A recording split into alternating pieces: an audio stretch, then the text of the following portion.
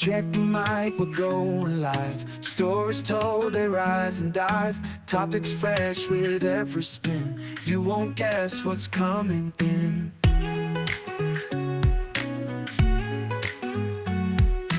Every week a new surprise. Minds awake, never lies. Conversations bold and free. Tune in now, just wait and see. This podcast is uncalled for. Catch us here, there's so much more.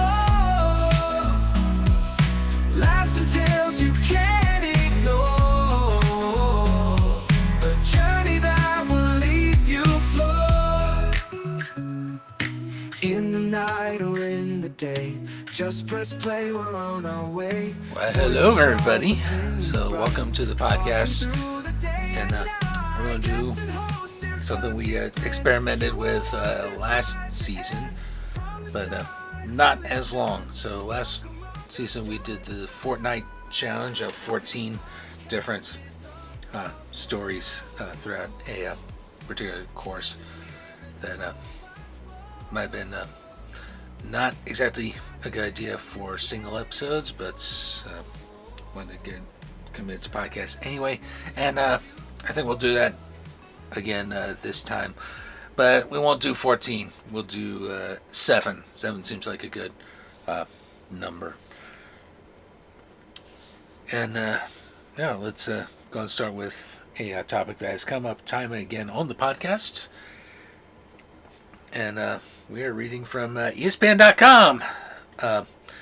The heading is What Royals Ballpark Drama Can Teach Us About MLB's Future. Written August 29, 2025 by Bradford Doolittle. And as always, if I feel inclined to comment on something, I certainly will. So, here we go. So, Kansas City. Kauffman Stadium remains a gorgeous place to watch a baseball game. Again, poorly located in the middle of goddamn, practically goddamn nowhere, kind of a black hole in between 3 different cities. But I digress. And that is the next sentence. That is the next paragraph, actually. Sunk in a sea of asphalt in Jackson County, Missouri. Some things at the K have changed since it opened in 1973. I remind you, we are recording this in 2025. The name, the colors of the seats, the spaces beyond the outfield walls. Oh yeah, when I was there a couple of years ago with a friend of the podcast, Pat Lamb, I finally got to see what they did behind those outfield walls, like putting seating in and some other pretty cool stuff. You know, so let's continue. Essentials remain: the fountains, the crown-shaped scoreboard, the up-sloping green of the hills that give the home of the Kansas City Royals the most pastoral feeling of any major league ballpark venue. Yeah, about that. Yeah, that's I-70 that you're looking at. So, the K is situated in the Truman Sports Complex next to Arrowhead Stadium, where the NFL team has played since 1972. Your feelings about that location might depend on how you view the relationship between baseball and the cities in which they play. In Kansas City, that relationship may be about to change. Well, we've had the public hearing on this podcast. You may have heard that. Well, bits of it. I didn't use the whole recording, of course. You've heard me talk about downtown baseball on this podcast. And you'll hear me talk about it again with this article. So we shall continue. So in 2021, so long ago that Bobby Witt Jr. had not yet debuted in the majors, Royals owner John Sherman announced a search for a new venue. The search continues. If All that mattered were the aesthetics of watching a game or the drive-in park convenience. It ain't that convenient, folks. It's a pain in the ass getting in, and it's a pain in the ass getting out. All right. The Royals would say put, but in 2025, that's not enough. Where, after more than a ballpark, says R. Brooks Sherman Jr., the Royals president of baseball operations, no relation to John Sherman. The aspirational model these days is the Trust Park Battery Project in Cobb County, Georgia. Teams want the ballpark and the additional revenue streams of an adjacent village. Again, we're talking about the Kauffman site specifically. Sea of asphalt, as he accurately put it. Then you have, depending on which direction you go, you either have Interstate 70 on the opposite side, which is, not much, including the Denny's that burned down, if you recall from what Braden described. And then across Blue Ridge Cutoff, that's 6 lanes of traffic, folks. Again, a fucking Taco Bell. And absolutely nothing to the south of the site. In fact, the south of the site is all forested and everything. So, although there is a rail bridge from the old Rock Island that you can use as a bike trail today, but that's about it. I know they were looking at possibly putting some rail back on that bridge for commuter reasons, but that's a discussion for another time. And we continue with the article. So that requires land, but if just any land would do, the Royals would not be looking elsewhere. The area around Kauffman, 7.8 miles from downtown Kansas City, has never developed, and frankly, just my opinion, will never develop.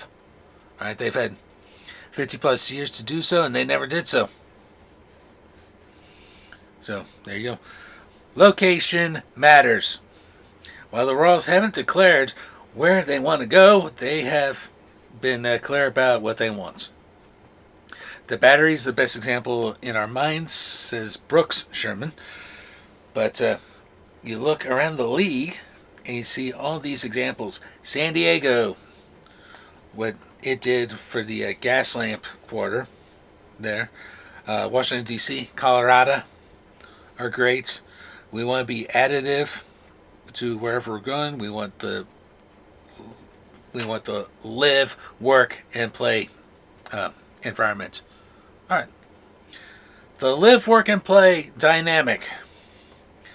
These other venues have that, but in different settings, from the urban core, like San Diego or Denver, to rehabilitated blue-collar districts like Washington, to the suburbs, Atlanta. These are contexts the Royals are sifting through now, making them a test case for ballpark development trends. If the Battery is the model, just where should that model be turned into reality elsewhere? In ballpark baseball, in the American City, author and architecture critic Paul Goldberger wrote that a ballpark, quote, evokes the tension between the rural and the urban that has existed throughout American history and very noticeable today. That tension is played out through different eras of ballparks in the game's history. It's playing out now in Kansas City. How might this drama be resolved here, and what might that mean when other MLB teams look to the future? So here are 3 Battery-inspired models the Royals are considering and how they currently work or could work for your favorite team. Model 1, the suburbs. Royals option, 119th and Null in South Overland Park. Basically, it's the old Sprint campus, which is now called Asperia. The buildings are still there, but there's still plenty of open room there. And as far as what's around there, what's to the south is a hospital, and to the east is the town center plaza shopping area and the Park Place shopping area, like right next to each other in Leawood. And let's just continue with the article. So Sherman's announcements about a stadium search reeled off an urban-centric wish list, but the Braves project throws a monkey wrench into any assumptions about what that means. For the first time in a long time, a baseball team moved away from the city and not towards it. Funny, that's exactly what the Royals did when they went out to Kauffman in the first place, because the first few seasons it was old Municipal Stadium, which was a hell of a lot closer to downtown than what we're talking about here. It's 22nd in Brooklyn for those wanting to know where in the city it was. It's now a housing development, and they have different monuments honoring the old ballpark, which was home to not just the Royals, but the NFL team played there. The A's played there during their entire history in KC, and that was the home of the Monarchs in the Negro Leagues, which are now retroactively considered Major League. All right, so yeah, first time in a long time a baseball team moved away from the city and not towards it. The Braves wanted the full live, work, and play effect dynamic of a city, so they built their own. This puts nether regions such as 119th and Null in play. The Johnson County sites once housed the campus of the Sprint's world headquarters. So I can pause right here and tell you what happened with Sprint. It got bought out by T-Mobile. As you know, I was a Sprint customer. Now I'm a T-Mobile customer because of that merger. According to WalkScore.com, the area has a transit score of 0. That is true. If you may have heard me say this before on the podcast, but good luck trying to get a bus anywhere in Johnson County and expect to be able to get where you're going in such a timely manner. All right. Mike Kelly, if you are listening to this, let's work on that fucking rail study already. Oh, that's right. I need to submit that petition. So, but yeah, let's get a rail study already. All right, because yeah, this is ridiculous. And I'll add another dimension to this in a little bit. A few months ago, an affiliate of the Royals acquired the mortgage of the property, though it has yet to assume ownership. So they own the debt, but not the property itself. The team is giving itself options. The 119th and Null location is about 19 miles from Kansas City's City Hall. Okay, pause. It's just down the street from Leawood's City Hall, and pretty close to.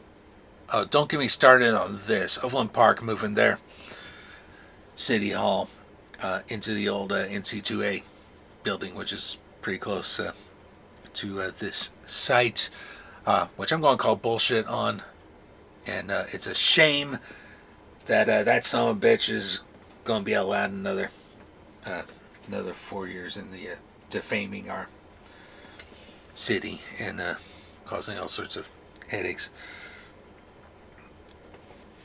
But 19 miles from Kansas City's City Hall in downtown, then 19, and sits 37 miles from KCI. Trying this a second, dick on the way through the parking lot. To get there, you drive.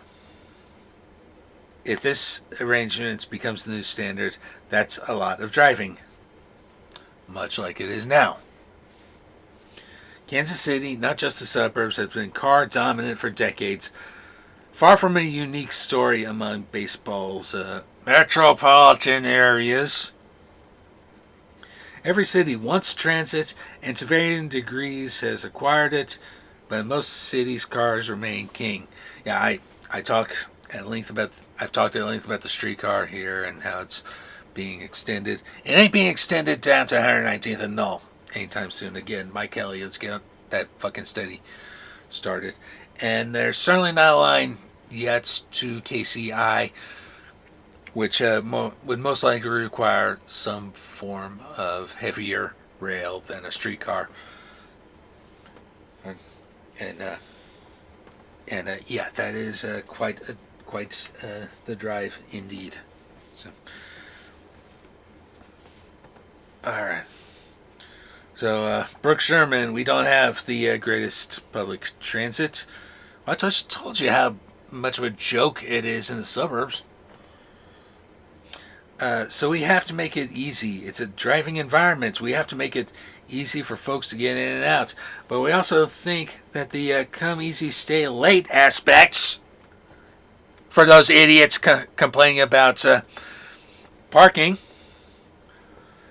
the come early, stay late aspect of this with a development that surrounds the ballpark would be helpful for that. For all the morons who say, well, you can't put it downtown, where are you going to park?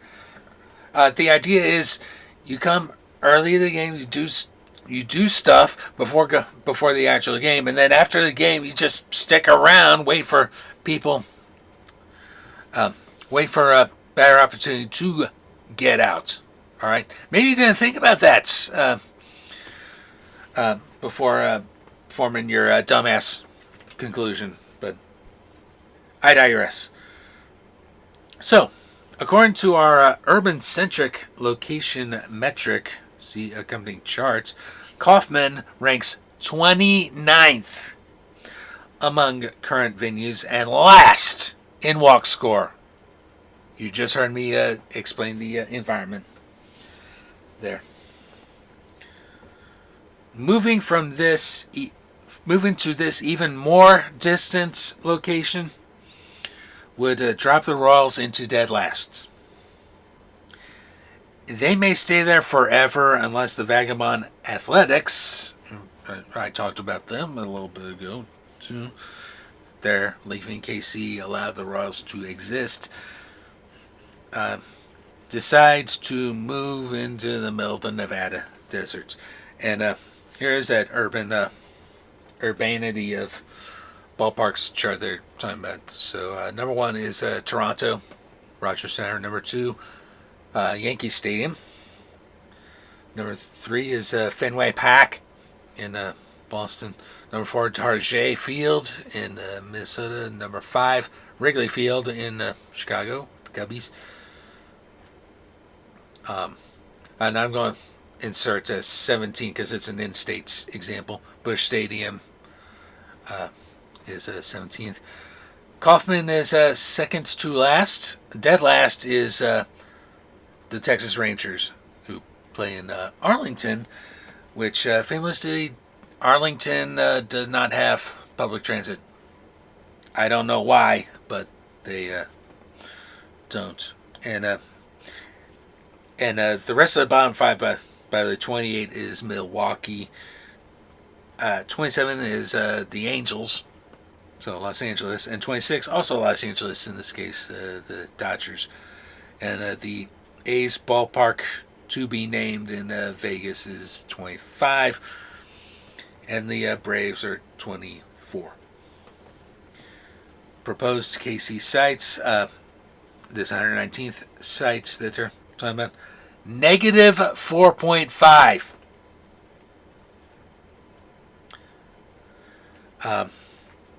Then the other two sites that they'll talk about in this article, the first in North Kansas City, is 50.6, which would put it, it would still be in the bottom third, but much higher. It'd be between Philadelphia and Tampa. And Washington Square Park, which I do prefer, it would be a 68.5, which would put it even further up between Citi Field, the Mets, and Arizona. So, when teams choose a site, they are projecting. One projection is what cities and their surrounding communities will become in the future. Another is how people will choose to get around and what will fuel those ventures. And this is why I'm so high on especially rail transits, because we need a transition off of cars. Okay, that's a given. And the only way to do that really is to just build up what we're building with the streetcar, and probably mix it with a commuter system to get out to places like 119th and Null, or KCI for that matter, and just transition off of. And ideally, you want a mix of cars and transits. And for everyone who's saying that buses are the way to go, well, we've tried buses in our city for decades, and how well does that work? How well does that really work? People are very stoked to use rail like the streetcar. So why not invest in rail? That's what I'm saying there. So options are good. Multimodal transit is the ideal. I just said that, but more words. You also need people to want to go there, not just for baseball. A key part of the Battery's success and what other metropolitan areas wants to replicate have little to do with the revenue from game days. No fucking shit. And this is why you put a ballpark downtown, as it is right now, as it was 25 years ago when this debate first started. There are very limited things to do downtown.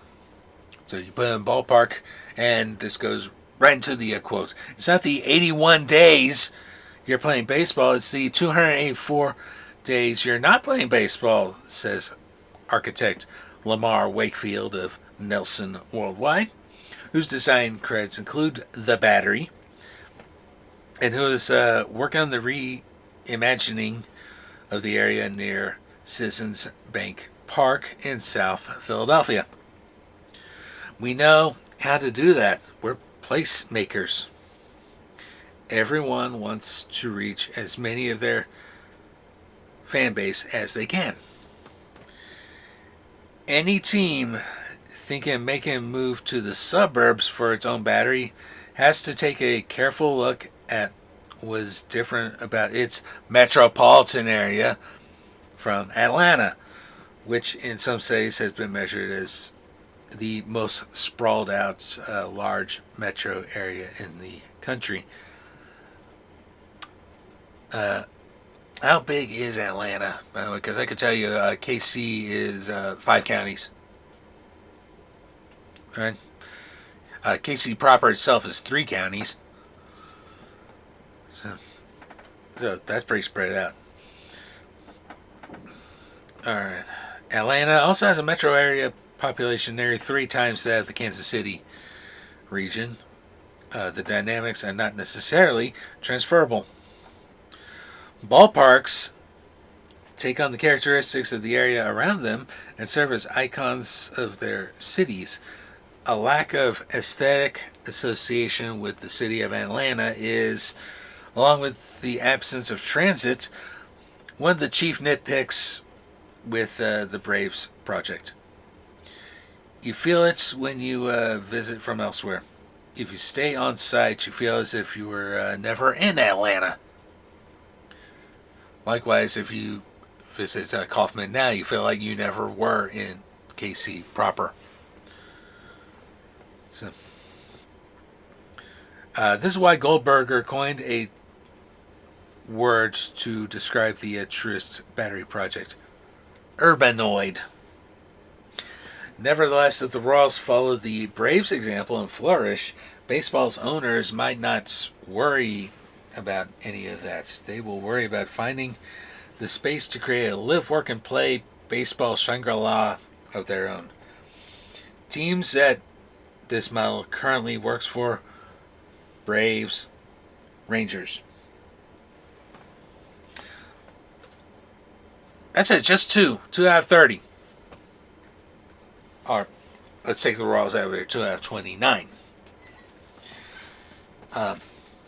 Whether or not you think the Braves should have left its Summerhill neighborhood, which has boomed since the team left, I believe they were playing in the old Turner Field, which was built for the Olympics in '96, and then later converted to baseball before this project. And I believe the site is now used for Georgia State football.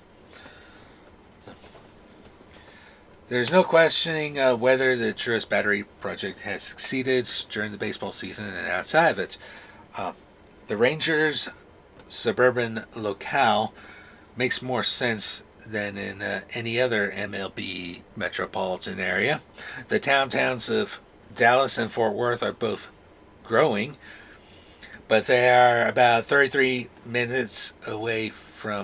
miles away from each other. The power brokers in Arlington, which is pretty much right in between the two, have talked about urbanizing the area around Globe Life Field, but it's awfully low density.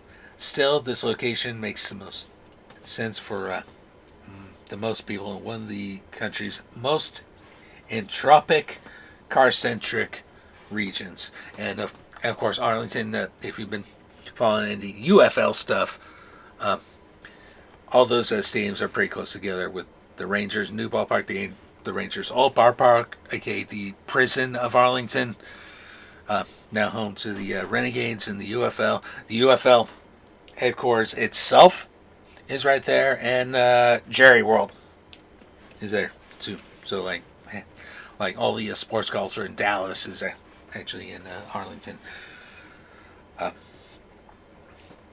Teams that this model could work for: the Angels. The Angels have been in the same location for nearly 6 decades in Anaheim, and have been working to redevelop the site for years. They recently extended their lease at Angel Stadium through 2032, and surely hope to have a battery-like dynamic in the works by then. Baseball has worked well in Anaheim for the most part, and there's no reason to think that won't continue in the future iteration. Other than this subset teams, 3 teams out of 29. 3 out of 29. It's hard to see the suburban option as preferable for any other metropolitan area, including KC. And here's the side note: there's already political opposition to doing this. So not just me. I think this would be a terrible site, because you're basically just replicating what exists now, only with slightly closer shops and stuff. And shout out to Dr. Fasadi, who helped me and contributed to my most recent city council campaign. I believe he's running for mayor again this cycle. He's opposed to this as well. So, and generally, as far as while we're on the subject of Oakland Park policies, I'm very angry about this whole shift out south, ignoring the historic core of the city, which is pretty much where I live. And an extra special fuck you to Mr. Healy for turning his back on us. So, Now, moving on. Model number 2, in the city, but not downtown. So we go from the worst option to the second best option. World's option, North Kansas City. Once again, North Kansas City is technically a suburb of Kansas City that's enclaved by KC, with the Missouri River bordering it on the south, and Kansas City proper bordering it on all other sides. What I said about Kansas City proper covers 3 counties. Well, North KC is in Clay County and surrounded by KC North, also in Clay County, and to the south is Jackson County. All right. And to distinguish North KC from any part of KC proper north of the river, we usually say KC North, or we collectively call the whole place the Northland. So let's talk about this North KC option. So when we think about baseball classic venues like Fenway Park, Wrigley Field, Ebbets Field, the old Brooklyn Dodgers, Forbes Fields, that's Pittsburgh, Tiger Stadium, Detroit, Crossley Field, I believe that's Cincinnati, Shibe Park, that's Philadelphia, and the Polo Grounds in North Manhattan, oddly right across the river from Yankee Stadium, and others. They have been neighborhood parks, and I would throw the old municipal stadium in this too. So this model fell from favor as American cities began increasingly surrounded by suburban sprawl, and cars became the dominant mode of transit. Fenway and Wrigley, both over 100 years old by the way, were the only classic parks spared from the eventual wrecking ball, and many still mourn the loss of the others. North KC, where the Royals have reportedly submitted a term sheet that outlines their needs, would be a throwback to the neighborhood park era. The potential site is 3.6 miles from Kansas City's City Hall, but it's in Clay County, not Jackson County. Like I said, it's just north of the Missouri River. The site's renderings spotlight the downtown skyline a few miles to the south. Sports architects are urbanists by nature, so you often see that kind of setting in its imagings. Each type of site suggests something unique. They'll all be different because a lot of it's just the demands of the client, says Earl Santee, who is the legendary architect for Populous, Kansas City company, whose resume reads almost like a register of baseball's highest profile stadium projects. His next stadium project will be number 20. My job is for them to pick a site, and then I'll give them the best possible project. The Clay County rendering depicts a version of North KC that isn't currently there. So just to give everyone an idea of what North KC is really like, most of the activity is along a couple of streets. Burlington Avenue, which is you could say it's the bridge between North Oak Traffic Way, which is kind of the main streets of KC North into Gladstone and all that, and the Heart of America Bridge, which dumps into downtown. It's the Heart of America Bridge, underneath which the streetcar runs, and underneath which the riverfront extension will run. And it's the same Heart of America Bridge since I'm talking about transit, it's the same Harbor America Bridge that if North Rail is implemented, it will go on this bridge. And will likely surface this particular site. The other street of note is Armour Road. We're going to get a little more confusing because there's an Armour Road going through Midtown, and there's this Armour Road in the Northland, and this is basically North KC's Main Street. You know, all the shops and businesses are along this stretch of highway, and it goes out quite a ways. It goes past the two casinos, Harrah's and Ameristar. Goes out towards Worlds of Fun, the amusement park. You know, that's so, but just within North Casey, it's basically their main street. So, continuing with the article, it's a blue-collar neighborhood with a population of less than 5,000 per the 2020 census. There isn't as much industry as there used to be. That's the rest of, especially south of Armour, between Armour and the river. There's a lot of abandoned industrial sites here. So there isn't as much industry as there used to be. So there's a lot of post-industrial property ripe for development to the south towards downtown. Enter the Royals. The town itself is charming in an almost classic Main Street sort of way, Armour Road. Even though it is nestled in an urban location only a few miles from downtown.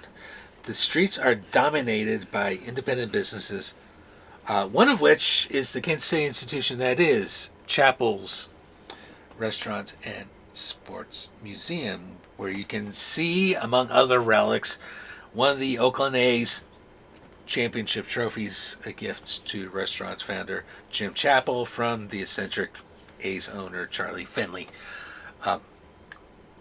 You may recall we had Jim Chappell on Winning Side. That was the only interview we really did for Winning Side, and that was recycled into Uncalled For. So I would go and check that out if you get a chance. A very nice guy, Jim Chappell. And very good food if you get a chance. And it's right there on Armour Road. There you go. Chappell's would probably benefit from getting the Royals as a neighbor, but then again, the Royals will be opening venues of their own. This kind of omnipresence is both the blessing and the bane of having a 21st century baseball team as a neighbor. Brooke Sherman, once again, it's 81 days and hopefully 2.5 million fans. That's about the population of the KC metro area, by the way. Regarding the transformational potential of the park development wherever it goes, why not show them the best that you have and build around it and make it this vibrant environment? Be additive to the community all year round. A positive example of this is Nationals Park and the blocks around it, which rehabilitated a neglected area. I believe the Nationals play in the old Naval Yards in D.C. So, this would have been a virtue of the ill-fated Howard Terminal proposal that once seems the destiny of the A's in Oakland. Some of the proposals that they were working on for the Howard Terminal waterfront sites in Oakland were actually pretty good, Goldberger said. The idea of combining a ballpark with the larger transformation of an urban neighborhood that would be transformed anyway over time is actually a really good idea. The North KC site is not much to see now, just empty parcels and massive surface parking lots. There are potential issues in the need for significant infrastructure upgrades and more transit options, enter North Rail. If this gets done, so they recently finished another round of studies around North Rail, some more advanced studies, and what I will tell you is if they go with the plan as suggested by the voters, by those who gave inputs, rather, North Rail would it would extend the current River Market loop from where it turns at Grand now to down to I think it's Cherry Streets, is the name of that road. It would connect Columbus Park, and it continue. It basically double the size of the loop. The loop would still be there, everything, and you could still cut across to the riverfront and the depot, and then it would also complete the circle. Because right now, from River Market West, which would be it goes straight to North Loop, right? And there's no option to curve back into the City Market stop. So that said, the riverfront extension makes it a little more difficult and difficult to pull off completing the full loop. Although if they want to incorporate it into the riverfront extension, it stopped first at River Market, which is the new platform. Go after the riverfront and come back to the existing River Market North. So didn't think that went through. It's kind of a monument bonk type situation at River Market North. All right.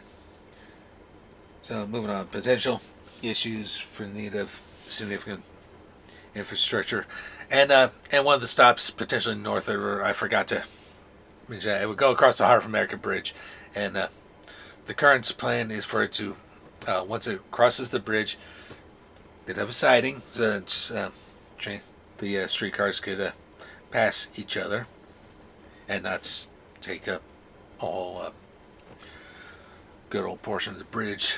So they'd have a siding on the north side of the Missouri before turning into 10th Street, and then it would turn once again onto Swift Street, Taylor's version.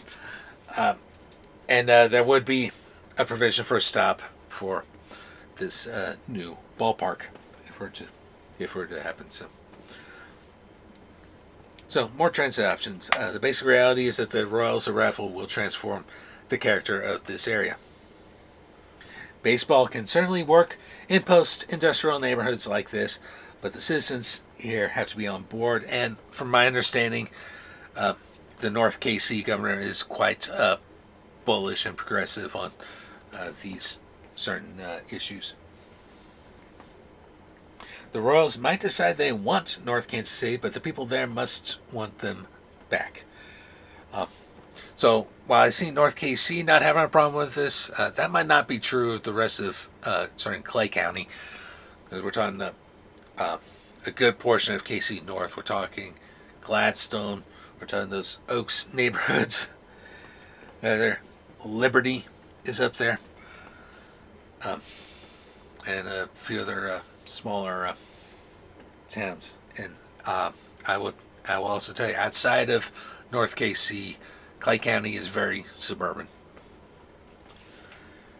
All right. So teams that this model currently works for, let's count them: Milwaukee, Chicago Cubs, LA Dodgers, Giants, San Francisco, New York Mets, Nationals, Phillies, Sox, and Yankees. So that is 9 teams. Quite an increase from the last category. Wouldn't you agree? It's about a third of baseball there. So there are all these are all pretty self-evident successes. So the South Philly location of uh, Citizens Bank Park put the Phillies in this class, and given the development underway around their venue and those of the city's other major sports teams, they've only scratched the surface. They've only scratched the potential of the sites. American Family Field in Milwaukee merits special mention. It's more suburban than urban in design, with plenty of surface parking to accommodate the renowned tailgating culture of Wisconsin sports fans. And that's another bitch I hear from these idiots. Not one downtown. Well, we're going to tailgate. Is tailgating really a part of baseball culture? I think not. But, back to the article, it's not that far from downtown. The Brewers probably could develop some of the parking area and beyond, but it has worked for them pretty well as well, Ballpark Village or not. Teams this model could work for: the A's, Arizona, the Marlins, Rays, and the White Sox. So it's another 5. All right. The now abandoned battery-style Rays proposal in St. Petersburg would have fit this model, though the metropolitan area is forever going to be a geographic puzzle, since the two largest municipalities, Tampa and St. Petersburg, are connected by a long bridge. And at present, it's hard to understand what the White Sox plan for a post-rate field future might be. The White Sox could have seized upon the chance to anchor the 78 development alongside the Chicago River, though for now that ship seems to have sailed. A ballpark on that property would have tied them with Toronto atop the urbanity ratings earlier on by our urban score method. Miami's Lone Depot Park is a fascinating study that hulks over Lil Havana and doesn't connect that well with the largely residential surrounding area. The transit score for the venue are disappointingly low given the relative density of Miami.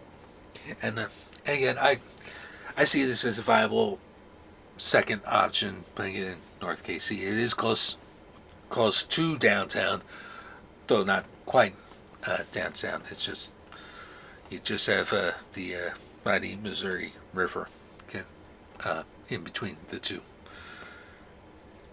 and that's fine. I will take that as a much more viable. It's a hell of a lot more viable option than South OP. All right. Model 3. Now we're getting to the good stuff. Downtown option: Washington Square Park. For those outside of our area, this is the little park that's really only used by homeless people. Bordered to the west by the streetcar line and the Union Station stop, and Union Station is there. Is bordered to the south and the east by Crown Center. In fact, to the south it is the Westin Crown Center, the hotel. And full disclosure, it's a hotel I used to work at. To the north are railroad tracks, and there's a parking lot there. So you could wind up building a deck over that parking lot to build the stadium, and that's totally fine. And then what really be cool is having the streets running underneath it and underneath the current Union Station main drive there into the parking lot. And that gets me to another thing about parking. There's already plenty of parking at this site between Union Station and Crown Center, and Liberty Memorial's right there too. And you have the streetcar already there, the Union Station stop, the most used stop on the streetcar line. And that's before the Main Street extension even opens. And so this recording, that opens in less than 2 months. And I'm excited about that. All the way to UMKC, with stops at the Plaza and Westports and what have you. So, and then we could get to the East-West stuff. That's a discussion for another time. But from the start, John Sherman cited downtown baseball as a potential outcome of the Royals stadium search. He told reporters, "Wherever we play, the process will result in meaningful community impact that's real and measurable and results in economic growth and economic activity that benefits this region. The other criteria is that we have a positive impact on the quality of life of the citizens of Kansas City, with a particular focus on those underrepresented parts of our community." While the challenges of the Royals' quest have kept pretty much every vacant lot in the KC metro area in play, Sherman's initial thoughts express an urbanist perspective. This is nothing new. Baseball and urbanism, or the rejection of it, have always gone hand in hand. And they quote Quentin Lucas, the current mayor of Kansas City, who advocates for a downtown venue. By the way, so good job out of Mayor Lucas. All roads lead to downtown. And frankly, they're all roads that can get you out of downtown effectively after a game. Certainly more effectively than what they have currently right now. Alright. Presumably, the Royals still have multiple possible downtown locations, like East Village. I still think East Village would be great, because there's currently nothing there. Under consideration, but lately the buzz has been around Washington Square Park. From an urbanist perspective, it's the full package. Kansas City's downtown remains a work in progress, but it is in a far better place than it was at the beginning of this century. Absolutely true. Absolutely true, but I'd rather not have the Cordish company running a good portion of it. Fuck those guys. The population in the city's core has more than doubled during that time. Estimates currently range in the 32,000 to 40,000 range, and is now larger than those of the downtowns in other MLB metropolitan areas and more heavily populated metropolitan regions, including Atlanta. And there's plenty of room left to grow. Washington Square Park, again, sits on the southern edge of the Crossroads Arts District, so that's, again, Crossroads is separated from Crown Center pretty much by the railroad tracks. That's going to cross the street from Crown Center to the south, specifically the Western Crown Center and the Crown Center shops, and Union Station to the west. Main Street will run along the west edge of the park and features the streetcar line, which is being expanded, of course. Amtrak rolls into and out of Union Station across the streets. Yeah, that is true. Union Station is an active Amtrak station. So yeah, you could, if you live in Independence or Lee Summit, you can take Amtrak. Assuming that there's an Amtrak route scheduled for game days and stuff. But right now, those two suburbs are on the Missouri River Runner route to St. Louis. So that's an option, and I hope they find a way to make better use of those two stations and create that just dedicated corridor from downtown Lee Summit to the Temple lots to Union Station. Moving on. It's likely that a move to the crossroads would eventually put the Royals in the upper third of urban-centric parks.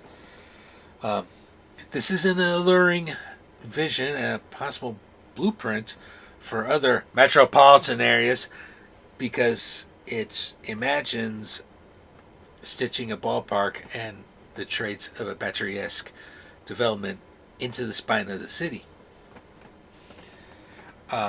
And that's a good time to point out there are a couple shops in Union Station.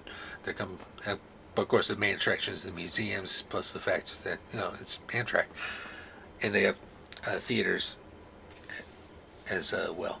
On the Crown Center side of things, you have the Westin, of course, a big hotel. There, you have the Crown Center shops, so basically a little shopping mall right there. Of course, Crown Center itself is basically a company town for Hallmark within the urban core of Kansas City. So don't be surprised to see a lot of Hallmark there. And, of course, they have a couple of theaters in there as well. And pretty good food, too. So probably the one place I will absolutely suggest in Crown Center is the Philly cheesesteak shop.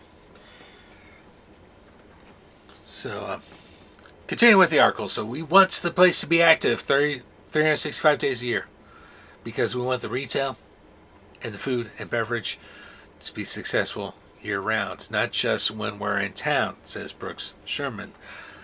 The way you do that is the density.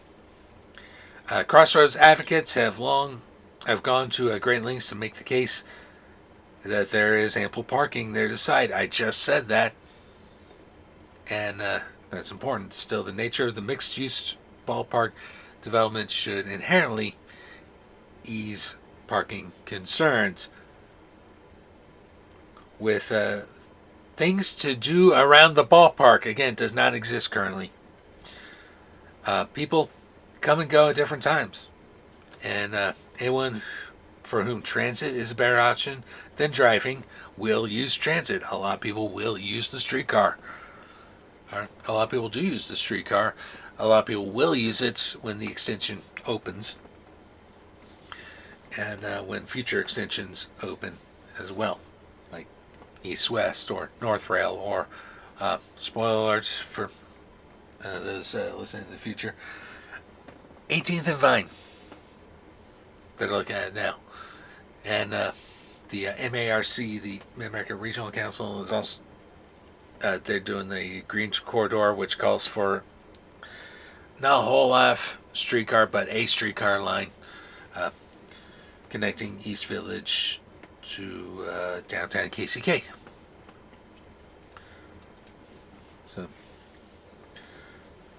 So there you go. This would not be an option in the suburbs or in most metropolitan areas, and certainly not in the KC region as things currently stand. Mike Kelly, get on that study. If you are trying to plant your flag as the center of culture, conversation, and discussion in the community, as well as revenue, by the way, then you go to the densest areas that have all of it. And this is Mayor Lucas talking. I think that is downtown Kansas City. Like it is a central business district corridor, or at least the central cultural corridor of any American city. The footprint of the potential ballpark works well enough, but the site is constrained by the street grid. Analysis done by Washington Square Park proponents showed the site is as big or bigger than the footprint of several current venues, but a crossroads located park might feature a fairly short porch to right field, and this might be fun for Vinny Pasquantino. The Royals are targeting a somewhat smaller capacity than Kauffman, which is about 34K. And a potential venue here could have much of the intimacy of the classic parks, including rooftop views from adjacent buildings. Like I said, it's in the middle of Crown Center, and Crown Center has a lot of skyscrapers, as it is. And there's a building right there, the Blue Cross Blue Shield building that's going to be abandoned, if it hasn't been abandoned already. That's, we'll use San Diego as an example. They could incorporate that into the new ballpark. So, why not?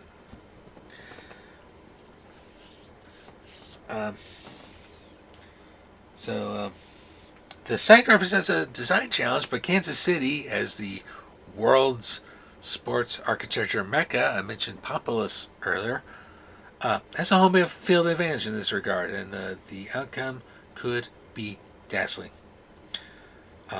It fits like a catcher's mitt, says architect Steve McDowell, principal at BNIM, which put together the renderings of the Washington Square Park site.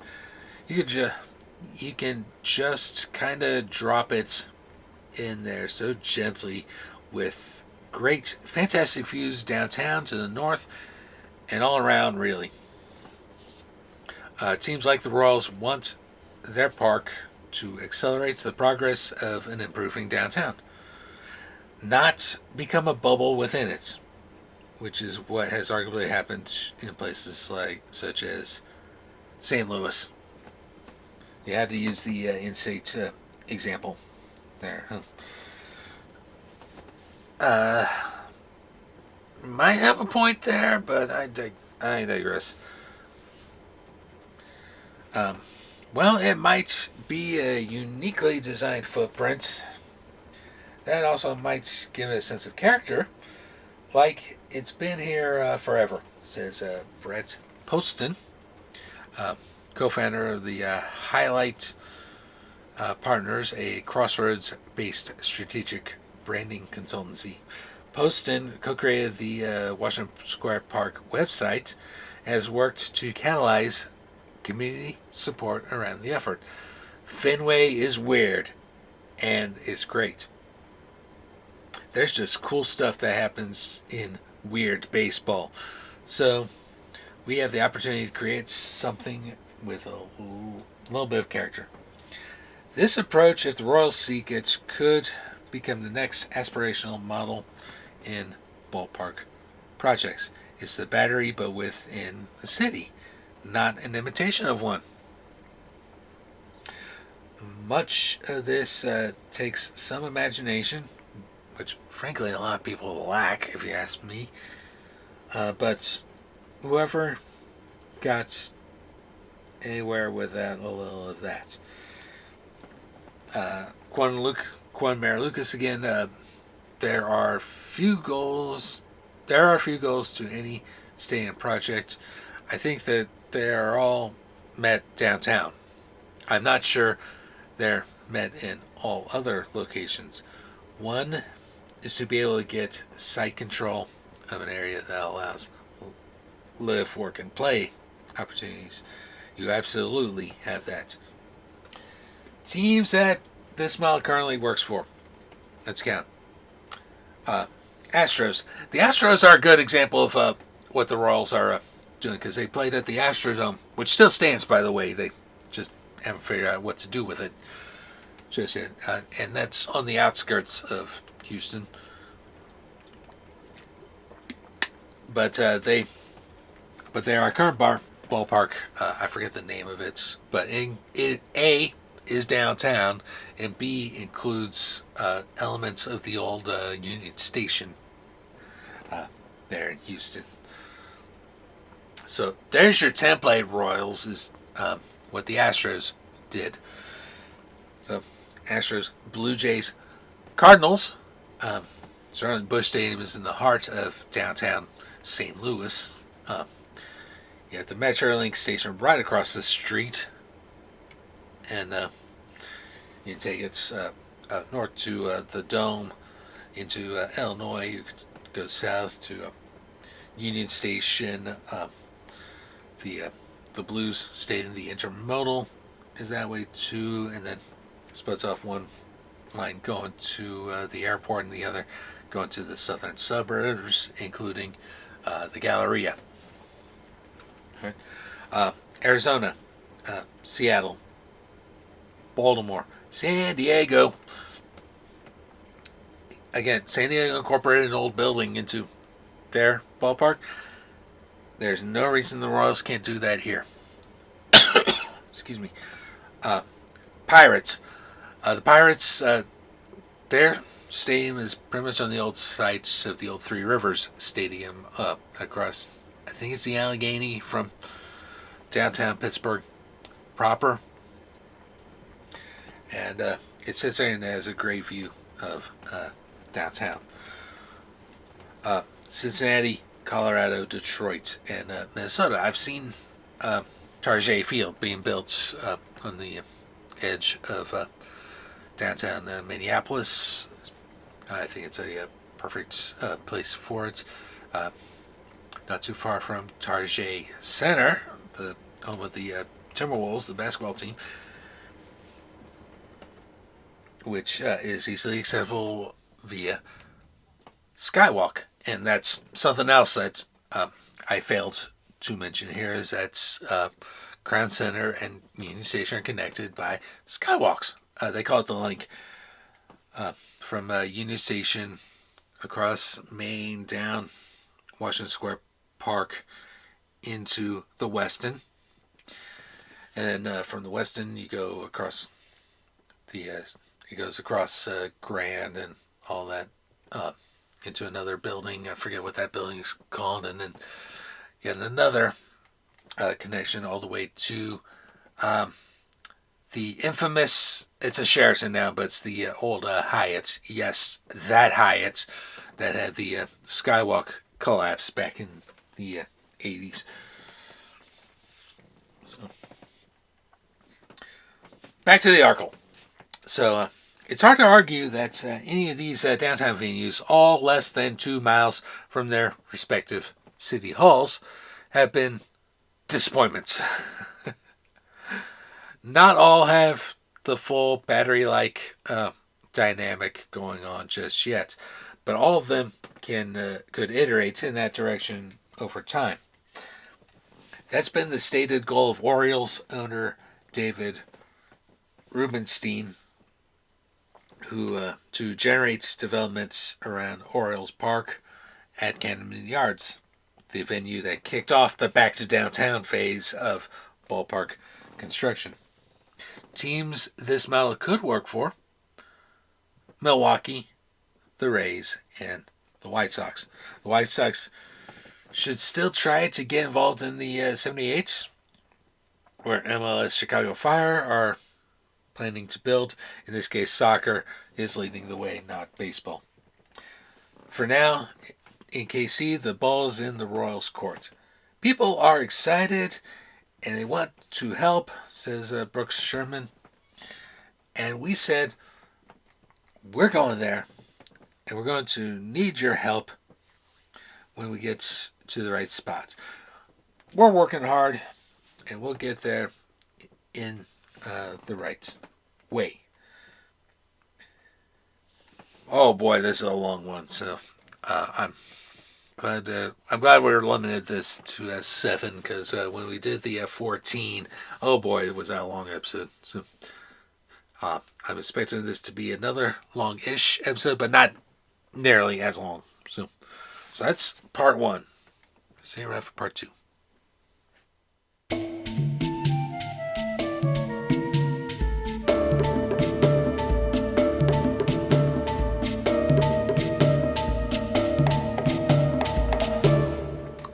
Alright, so here's part 2 of our long form.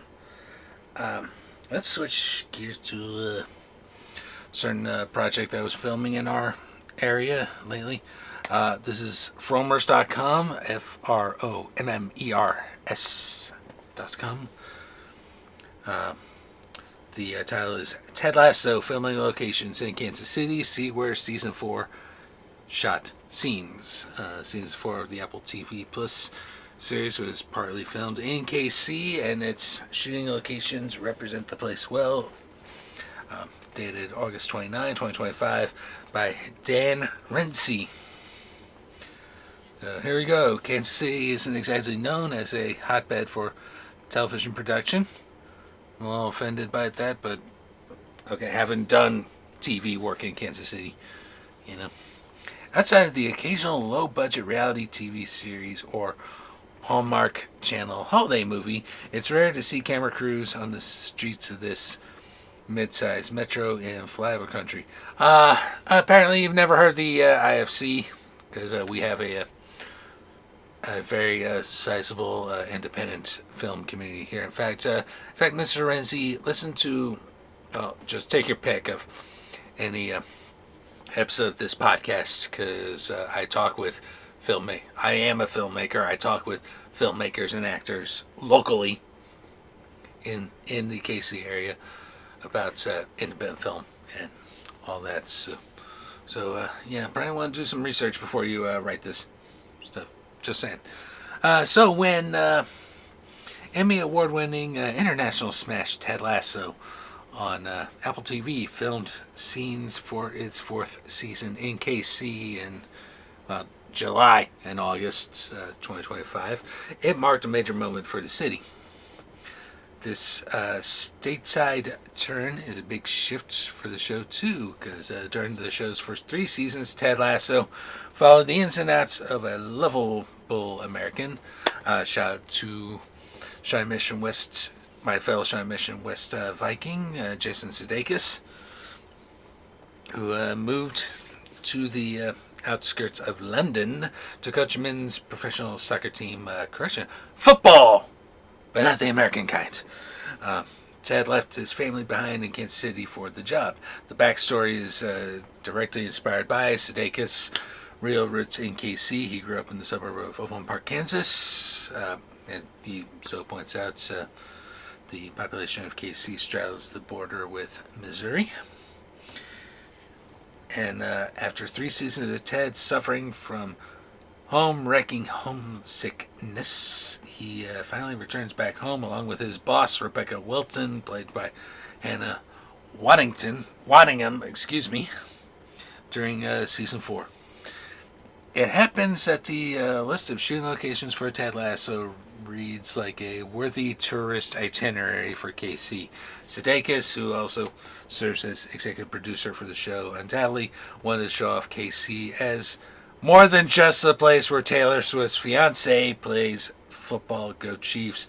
So the filming spots highlight some of the best places to visit, and we can pause right there. And yes, I heard the news that Travis proposed to Taylor, and she said yes. So congratulations to Travis and Taylor.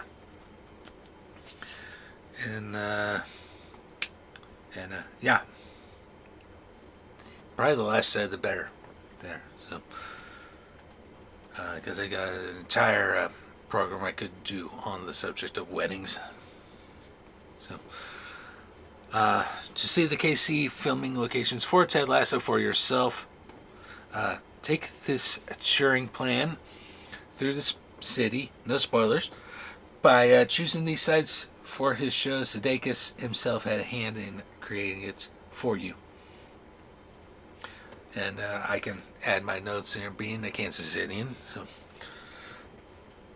all right, so start with the Country Club Plaza, as in the plaza for those of us who are locals, of course. Johnny was at 320 Nichols Road. Start the visit to the Country Club Plaza, one of Kansas City's premier shopping and entertainment districts. The cast of Ted Lasso filmed a scene inside women's clothing store Johnny Was, although it was branded as Dazzle Me Moi on camera. The plaza, as it is locally known, was designed in the early 1920s in the Spanish Revival architecture style, with ornate decorative towers, terracotta shingles, and outdoor restaurant patios. Pretty spot on. The plaza is a great place to walk around. I don't know. And window shop, and perhaps enjoy brunch at one of its restaurants, like the Classic Cup Cafe at 301 West 47th Street, which is a local institution. Parentheses, the pancakes are delicious. So yeah, the plaza is a good place to walk around, except for all the traffic around. If there's one place I'm going to recommend on the plaza, it is Barnes & Noble. There is a Japanese sushi place that opened there recently, the Kura. Pick up your sushi by the piece, and it's a conveyor belt sushi thing. I think it just opened up. I still have not checked the place out, but I plan to. And yeah, there used to be a lot more to do on the plaza, and then they tore down the movie theater annex. There's still a big gaping hole there on the west side of the plaza. Hopefully that gets filled in soon, but it's such a loss. Alright, moving on. CPKC Stadium at 1460 East Front. This is the women's soccer stadium on the riverfront. Right next to the interstates, and just within walking distance of the riverfront stop for the riverfront extension on the streetcar. Among the reported plot developments for season 4 of Ted Lasso, Ted takes on a new job as head coach of a women's professional football team in England. Sudeikis almost certainly crafted this new storyline as an homage to the women's professional soccer team in KC, the KC Current, which as of 2025 is the top team in the country. Current is also the only women's professional soccer team in the world to have its own space, the 11,500 seats CPKC Stadium. That's tough to say. Funded greatly thanks to the influence of the team's co-owner, Patrick Mahomes. Should point out that Brittany owns a piece of this team, and I have not been because I do not want to give Brittany any of my money. So, Ted Lasso filmed a scene here at the stadium featuring Sudeikis and Waddingham. To see the stadium, or even better, to watch the current play and possibly win the match, head just a few miles east of downtown KC to the stadium. On match days, parking at the stadium is limited and very expensive, and a pain in the ass to try to drive through, especially with the construction that had been going on with the streetcar extension. But Currents runs a free shuttle from downtown to the stadium, picking up its devoted fans at the intersection of 7th and Baltimore.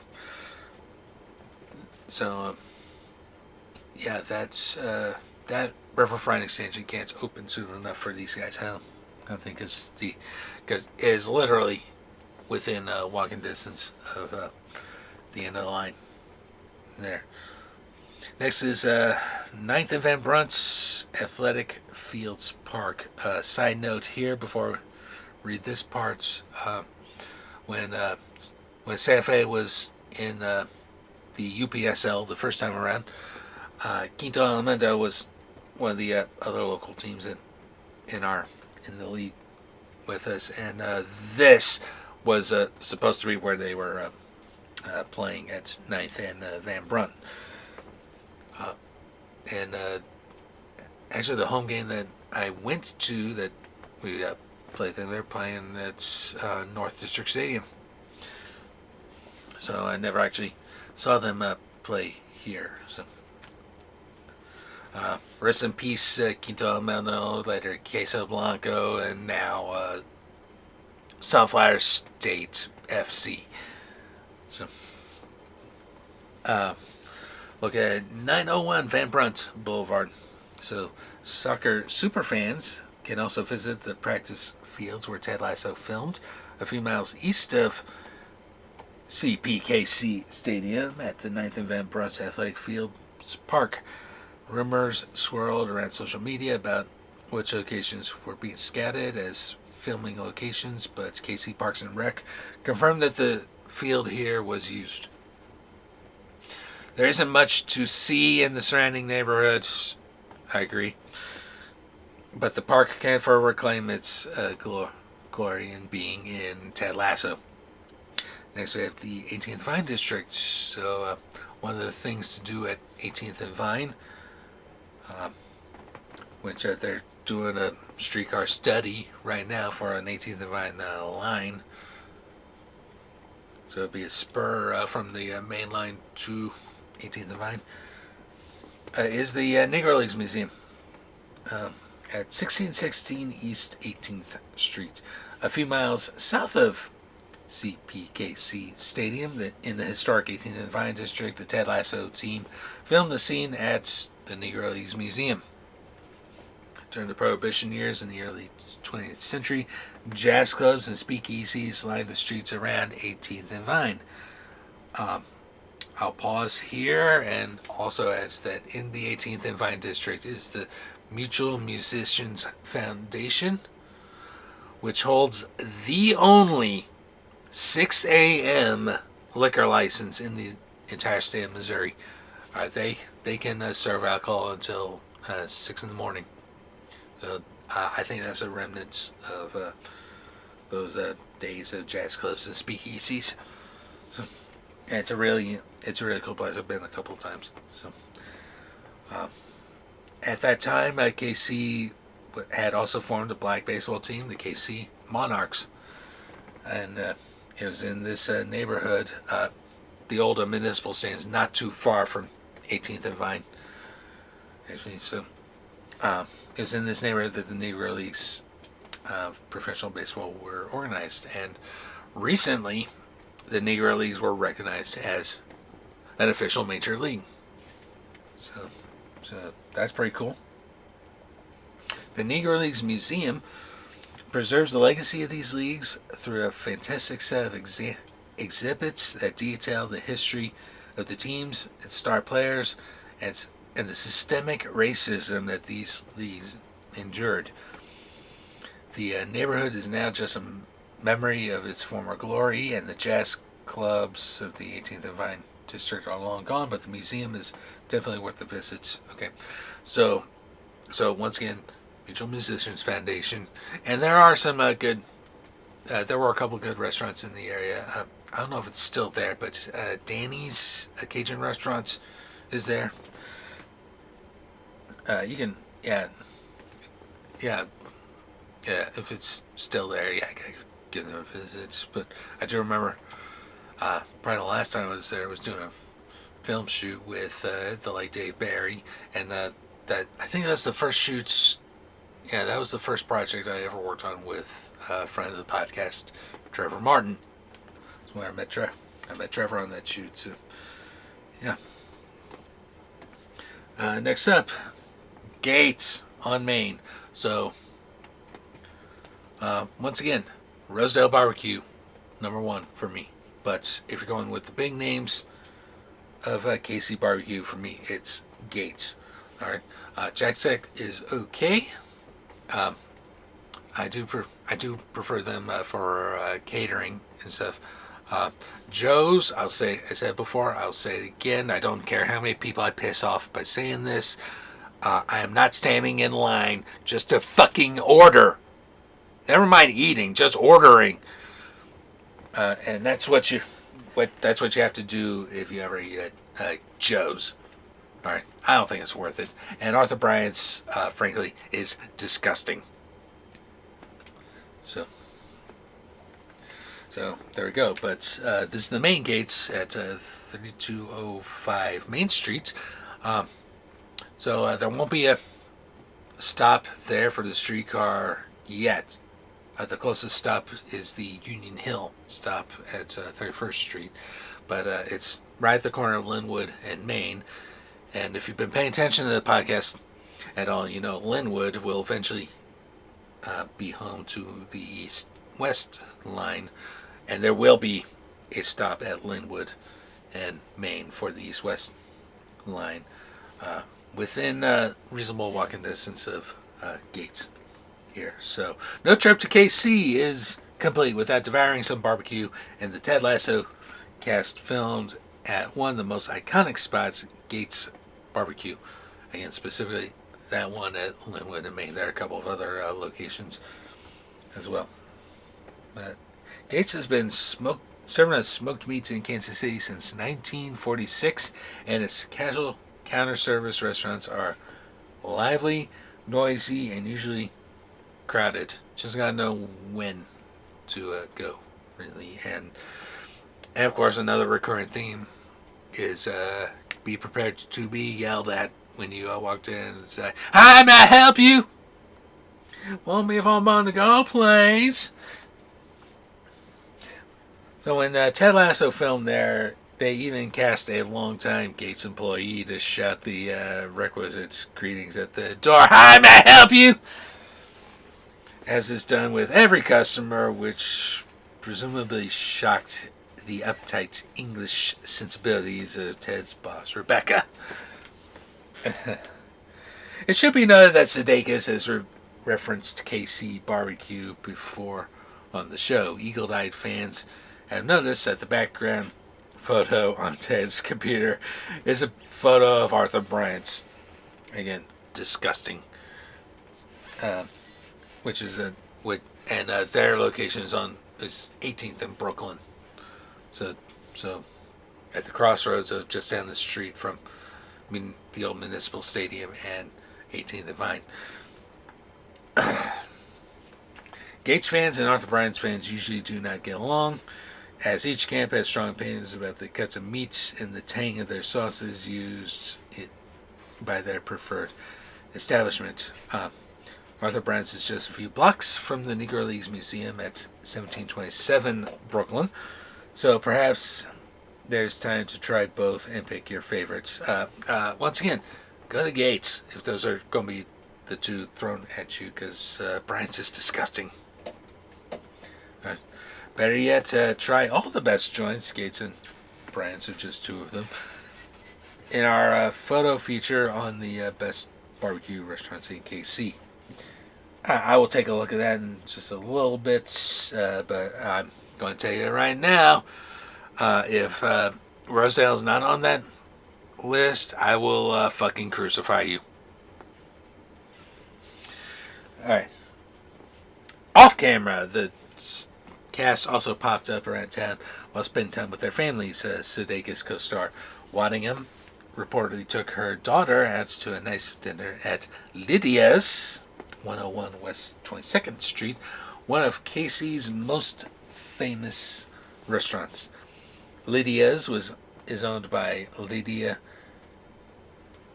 I apologize, Lydia. I'm going to butcher your name. Bastianich. The longtime host of multiple PBS cooking shows and the co-owner of both Becco in New York City and the Italy Food Hall Empire. Lydia's serves up northern Italian cuisine, and of course the pasta is made from scratch. Try the butternut squash ravioli, it is magnificent. And this is a good time to point out when I did my internship at KCPT, we did the pledge drives, right?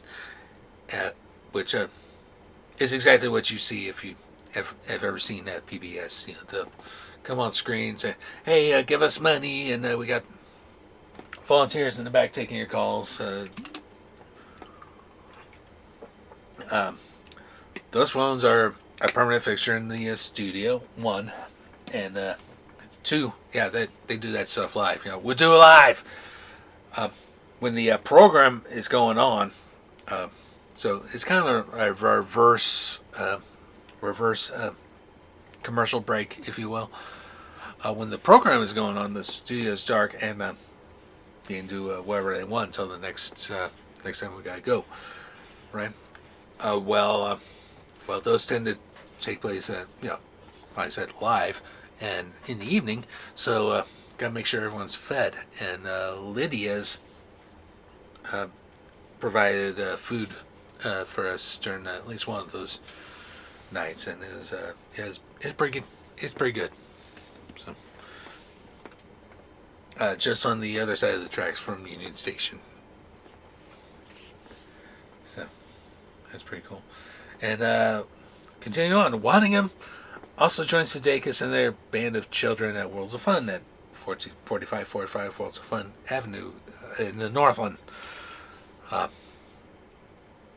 which is pretty easy to find. It's just due north of the Ameristar Casino. You know you're in the right place when you see the roller coasters and the big balloon logo. Recently, it was owned recently by the Cedar Fair Amusement Parks Company, which recently merged with Six Flags. So there you go. Worlds of Fun is now Six Flags Park. It is Kansas City's old school amusement park northeast of downtown. Yeah, and then right nearby is the Claycomo Ford plant, and that's on the way to Liberty. So, then as filming in town wraps, the cast and crew had a night at Off-Key Karaoke Lounge at 510 Westport Road in the Westport neighborhood. Considering Waddingham as one of the most powerful singing voices in musical theater, we only wish the Ted Lasso cameras had been there too. So Off-Key, I'll just say this real quick.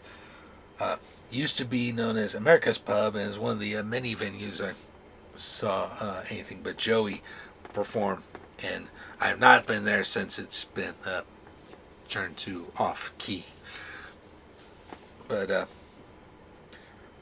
yeah, probably have to check that place out at some point. Okay. Let's go back to that article on barbecue restaurants in KC. Mr. Rinsey again. This one's published March 17, 23. And the title is, oh, god damn it. These are actually the best barbecue restaurants in Kansas City. Don't hate us. Alright, Dan. I'm going to judge you now. So here we go, from Ted Lasso to barbecue in one sitting. So barbecue in Kansas City, Missouri is an institution not just as part of the local diet, but also as a chapter of the region's history and identity. There are approximately 100 restaurants that serve barbecue in the area. And one of the most popular local activities is public analysis of the virtues of the best sauces. Weddings will be catered with Arthur Bryant's on one table, but Gates on another, just to make sure every guest is happy. It's that serious. Qualifying any restaurant as the best is automatically met with debate, especially in a town with so many barbecue spots are run out of trucks or the back rooms of convenience stores, and so many come and go with time. So here are the 10 restaurants in Kansas City to know. Some historic, some new, all solid members of the KC barbecue scene, and a great start on your journey to finding a favorite. So KC's barbecue history stretches back to the early 1900s, where meat was in plentiful supply from the massive local stockyards, also known as the West Bottoms. And hickory was cut from Missouri's lush forests. Black entrepreneurs smoked meat and sold lunches from street-side carts, and their success led them to open restaurants near the the city's baseball stadium. Again, this would have been Municipal at 22nd in Brooklyn, and famous jazz clubs at 18th and Vine, not too far, which attracted visitors from around the country. Back then, the barbecue restaurants were near hotels that were listed in the Negro Motorist Green Book. So they became known as safe havens for black travelers who could safely stop to eat. So spreads the legend of Kansas City barbecue, and then President Truman stopped by for lunch and a photo op, and the rest, as they say, is history. Of course, Truman was from the Kansas City area. He's listed as he's listed as an alumnus of UMKC, my alma mater. His library, of course, is in Independence. I just highly recommend checking that out. And he's buried at the library too, so do check out the Truman Presidential Library if you ever get a chance. So onward. So first one, okay, big problem right here. So number one on this list is Joe's. All right, what did I just say about Joe's? That it ain't worth standing in line just to fucking order here. But I digress. But we will continue with the article. So Joe's sets the standard for KC barbecue when it's smoked meats and sweet barbecue sauce. The beef brisket, is sliced thin, so it should be eaten as a sandwich. The Z-Man sandwich, which is brisket, smoked provolone cheese, and onion rings, is a KC legend. Actor and KC native Paul Rudd, another China Mission West Viking, has them delivered to New York for parties. The original Joe's began in '96 in a gas station, which is still open for business, although has been renovated into a full restaurant. And that gas station, by the way, is actually in Kansas. It's right on the Wyandotte and Johnson County line. So, all right.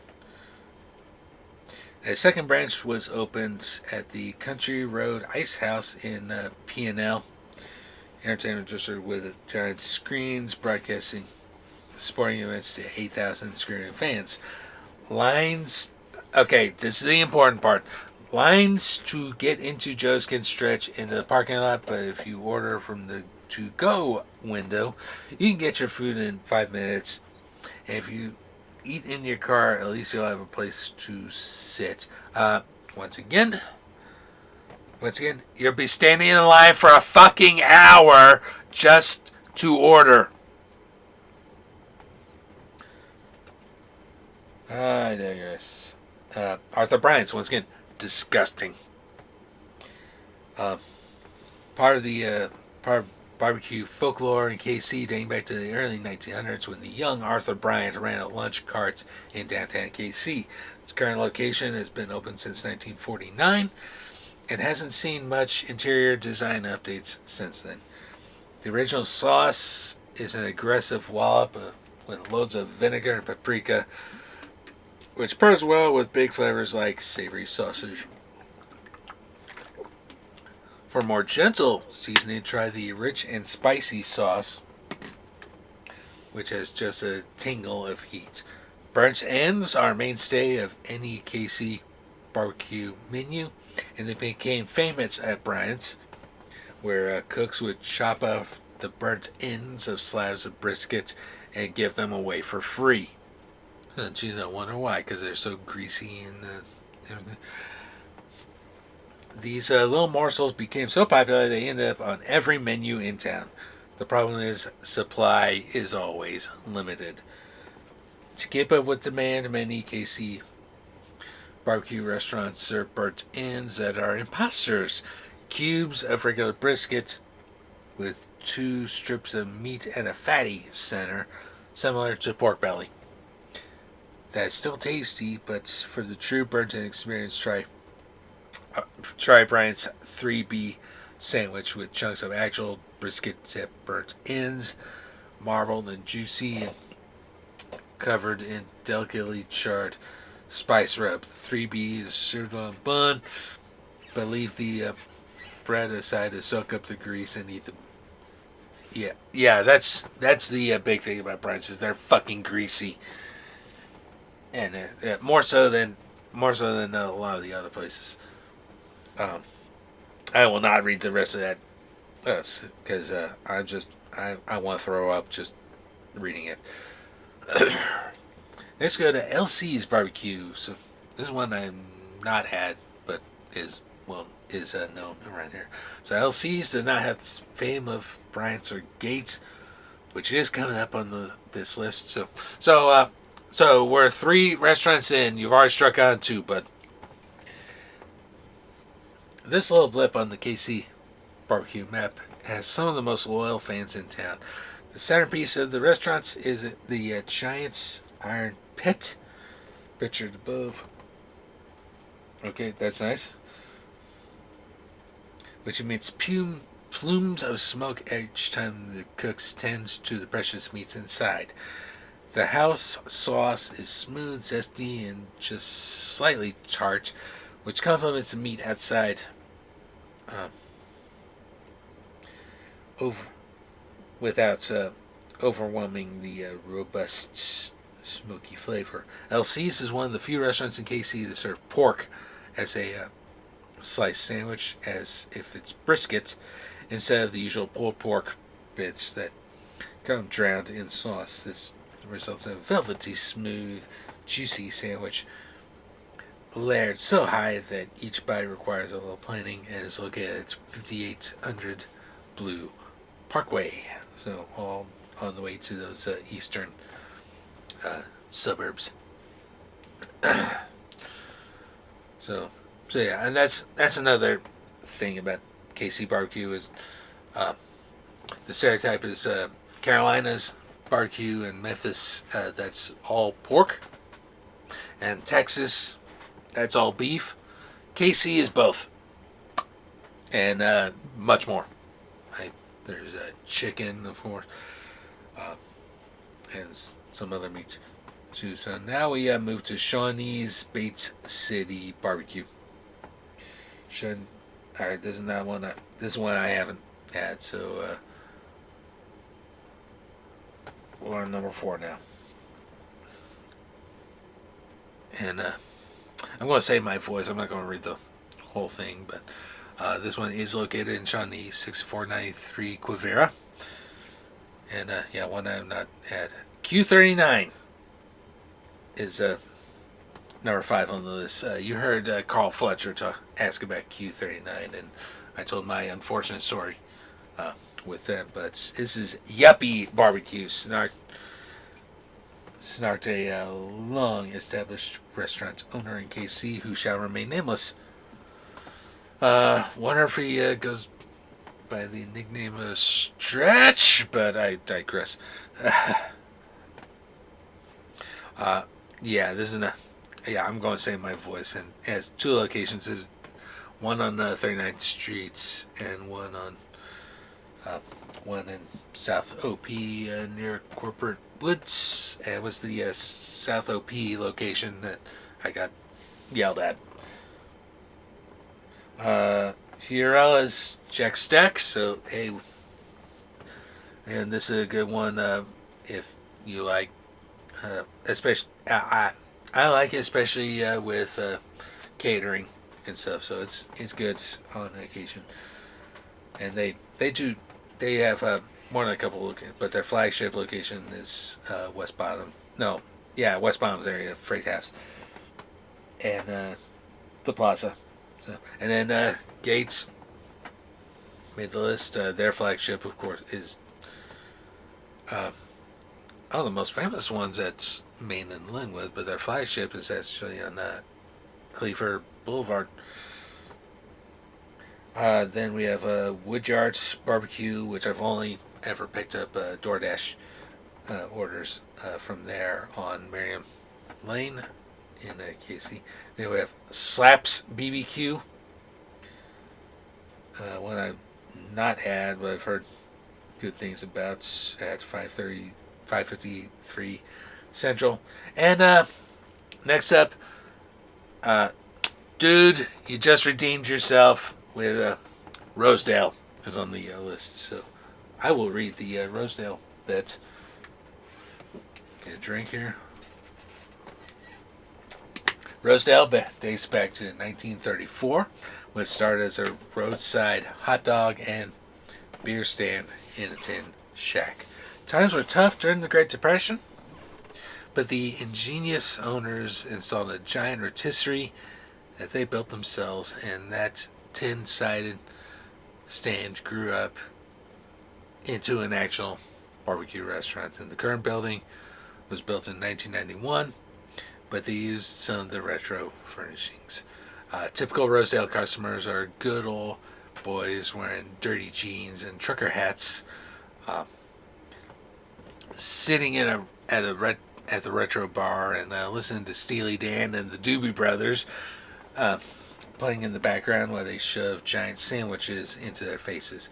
The Rosedale sauce is a unique experience with a highly frequent taste that polarizes some customers. However, Rosedale is also famous in KC, having what may be the best rotisserie chicken in town, with juicy, gently smoked meat and skin so crackly you can hear it with each bite. And yes, it still serves hot dogs and beer. Look at 600 Southwest Boulevard. How I found out about Rosedale was during my internship. We went there a couple times with Matt McClellan, my internship supervisor, and about that same time, it was actually recorded before I started the internship. But they did a program called Check Please KC, which you can still find on YouTube on KCPT's YouTube page, where they review. They have ordinary folks reviewing different restaurants around town, and one of them happened to be Rosedale. And for a while, they had a plaque at Rosedale that had Matt's actual saying on the show that if you're looking for a religious experience with I'm paraphrasing, religious experience with slabs of meat, a handful of fries, and puddles of sauce, this is the place. And to this day, I agree with you, Matt. It's probably the best and most underappreciated barbecue in town. And I would say, Dan Renzi, you redeemed yourself by putting Rosedale on this list. You started off just sucking, but yeah, you did it. So anyway, that's going to end this segment of our challenge. And I need to rest my vocal cords because I've been talking a lot.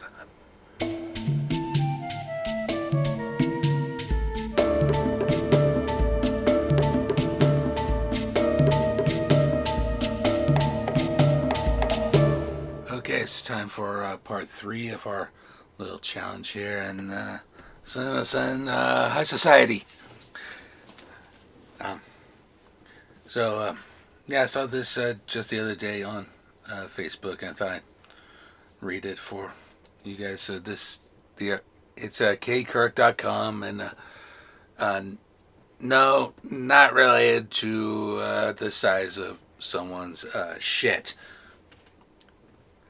Rather, the article's about afternoon coffee habits. So, what does your afternoon coffee say about you? This new iced coffee index and Sumimasen High Society offers surprising insight on how we act under stress, written by Diana Valenzuela, published August 12, 2025.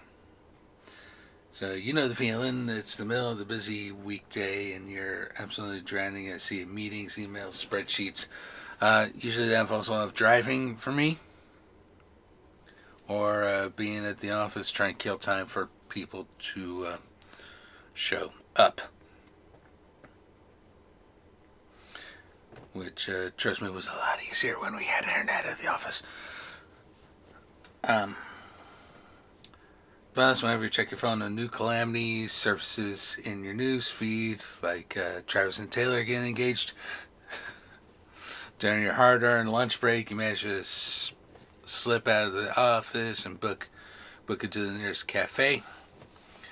You hurriedly order an iced coffee. It'll get you through the rest of the afternoon, and after all, you deserve a little treat. Lately, our so-called little treats culture is much discussed online. Those small, frivolous, relatively inexpensive yet somehow soothing purchases you make when you're overwhelmed. According to new DoorDash data, so there's a link from DoorDash in this. We'll take a look at that too. These dopamine boosting moments may actually reveal more about our daily lives than you think.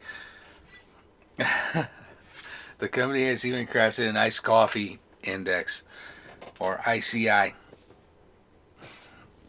that measures consumer stress levels based on how often and why they're ordering our iced mochas. So what's the iced coffee index? DoorDash compares this new system to the famed lipstick index, an economic theory that lipstick sales actually increase during economic downturns. People turn to small indulgences during economic shifts, says the report. The ICI uncovers how people seek a little treats during periods of emotional stress and uncertainty. DoorDash's ICI is scored out of 100, and for the results, the company mines DoorDash's order data alongside responses from an iced coffee survey. The higher the ICI, the more often people are relying on iced coffee as a mood booster and stress relief tool. What are the results of the 2025's iced coffee index? It's not just business that has gotten an ICI, it's periods of time. This quarter of 25 has an ICI score of 85, which is fairly high compared to previously mentioned quarters. DoorDash's data pinpoints that iced coffee purchases have spiked on some of the most tense days of 25 so far, such as Blue Monday, the most depressing day of the year, Tax Day, and even during Donnie's bullshit tariff announcement on April 2, which has single-handedly tanked the economy, you fucking moron. And that's not all. A whopping 87% of survey respondents slurp on iced coffee even when they're not actually craving caffeine.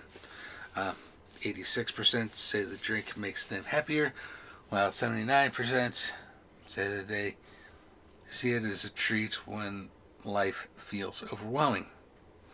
DoorDash has also found that more than half of iced coffee orders now include some kind of flavor add-on. An extra pump of syrup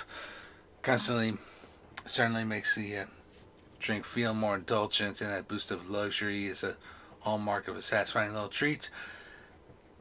And one specific taste has risen in popularity. I question your sanity if you're doing this, but orders incorporating lavender flavoring rose 170% this quarter. I question your sanity. Who the fuck would do that? Maybe it's something I don't quite understand, but to me, lavender doesn't sound like something that should be consumed. Just my opinion. The company posits that the newfound obsession with the floral syrup reflects a demand for calming flavors and emotional self-regulation. And plenty of people are seeking that calm smack dab in the middle of the day. DoorDash found a 7% uptick in orders between 2 and 5 p.m.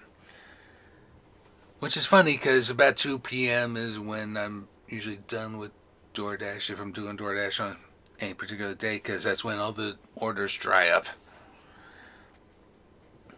If that little treat is the bomb you need to get through the day, more power to you. I was going through a lot in my life and couldn't make it through the day without one survey respondent told DoorDash. Which means that for some of us, an iced coffee is not necessarily frivolous. It's a lifeline.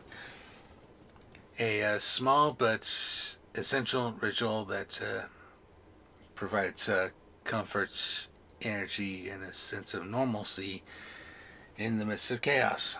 That said, if your afternoon pick-me-up is stretching your budget, we've also got advice on creating an at-home coffee bar.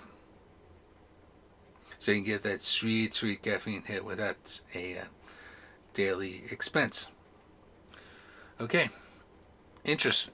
I didn't even know that people were doing that. I don't know. But let's look at what DoorDash has to say about this. So, introducing the iced coffee index. Once a seasonal drink, iced coffee is now year-round go-to and more wisdom friendly because it's not hot. Nearly 8% of iced coffee drinkers say it's a treat when life feels overwhelming. And their key takeaways: 87% drink iced coffee even when they don't need the caffeine.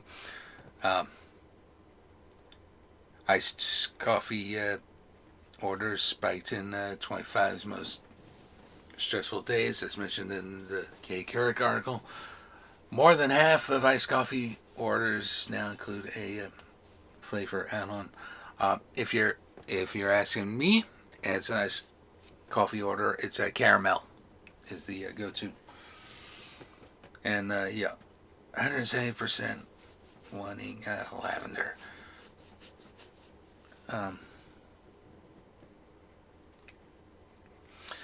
Stress brewing iced coffee lands at 85 out of 100. And it's basically regurgitating a lot of what the article said so far, but yeah, the emotions behind every sip. 86% say it boosts their mood. 87% drinking when they don't need caffeine. 79% see it as a treat. 77% say they feel more like themselves with a cup of iced coffee in hand, and 77% say it helps them feel grounded. Okay, interesting stuff. So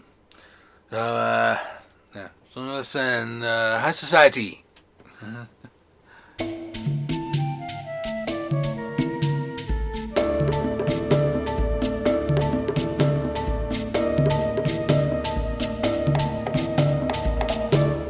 Okay, so we've reached part 4 of this little exercise, and it's time to take DoorDash to task on a few things, and I say this as a dasher, and these need to be addressed.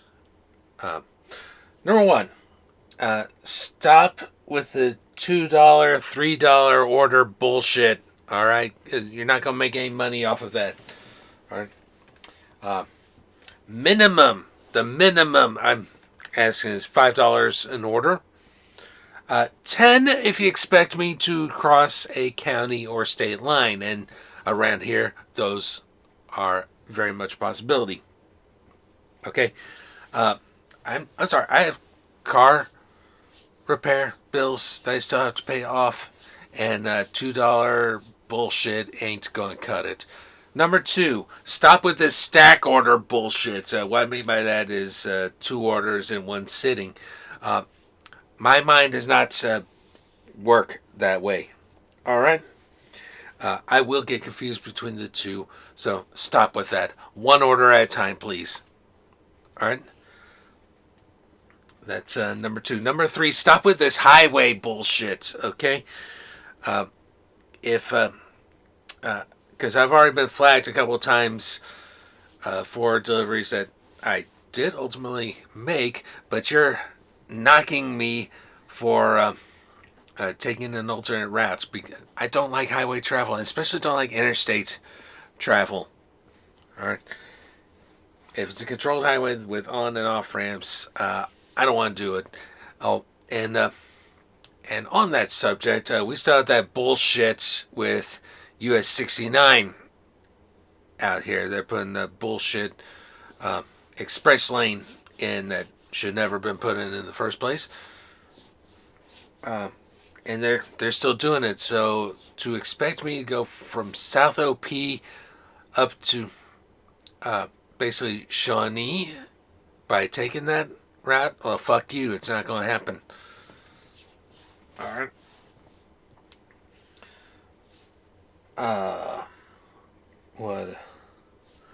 What else? Oh, and to everyone else, please tip your drivers. All right, and tip them well. All right. You think they get paid for this? All right. This is how they make their living. So pay them and stop sending me orders that I'm not going to take. All right. I don't give a shit if it does affect. Oh, you don't get silver status from this, or you don't get. Oh, fuck all that. Just give me what I can work with, and frankly, you're not giving me what I can work with. All right. So let's.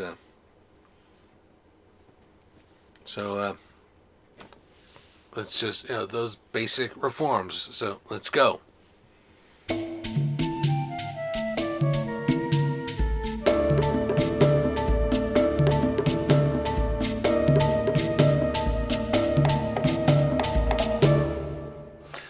Okay, we're at part 5 of our challenge now. So, happy birthday, Dan. I'm recording this on my brother's birthday, 38. And yeah, this is on my news feed right now. So recall, I did a quick episode in season 9 about RFK Jr. trying to link autism with vaccines. Well, now they're doing the same thing with Tylenol, acetaminophen. So dated September 22nd, 2025. Donnie blames Tylenol for autism. Science doesn't back him up. This is from the NPR website, npr.org. Alright. And credit to the writers John Hamilton, Yuki Noguchi, and Nell Greenfield Boyce. Alright. So, in a White House press conference on Monday, Donnie and several deputies said the Food and Drug Administration would be updating drug labeling to discourage the use of acetaminophen by pregnant women, suggesting a link between the common painkiller and autism. Federal officials also say they will be changing the label for leucovorin, Leucovorin, a form of vitamin B, typically used in conjunction with cancer treatment, to enable its use as a treatment for autism. And they added that state Medicaid programs in partnership with the Federal Centers for Medicare and Medicaid services would cover this use. The suite of changes was announced despite a notable lack of clear scientific evidence to support these moves. The changes were presented as part of what the administration says was its commitment to identify the root cause of autism, diagnoses of which have increased in recent years. I believe we went over this, that scientists today have a better understanding, but clearly not a complete understanding of what autism is, and it's a number of factors contribute to it, not just certain chemicals or certain drugs. So that's nonsense.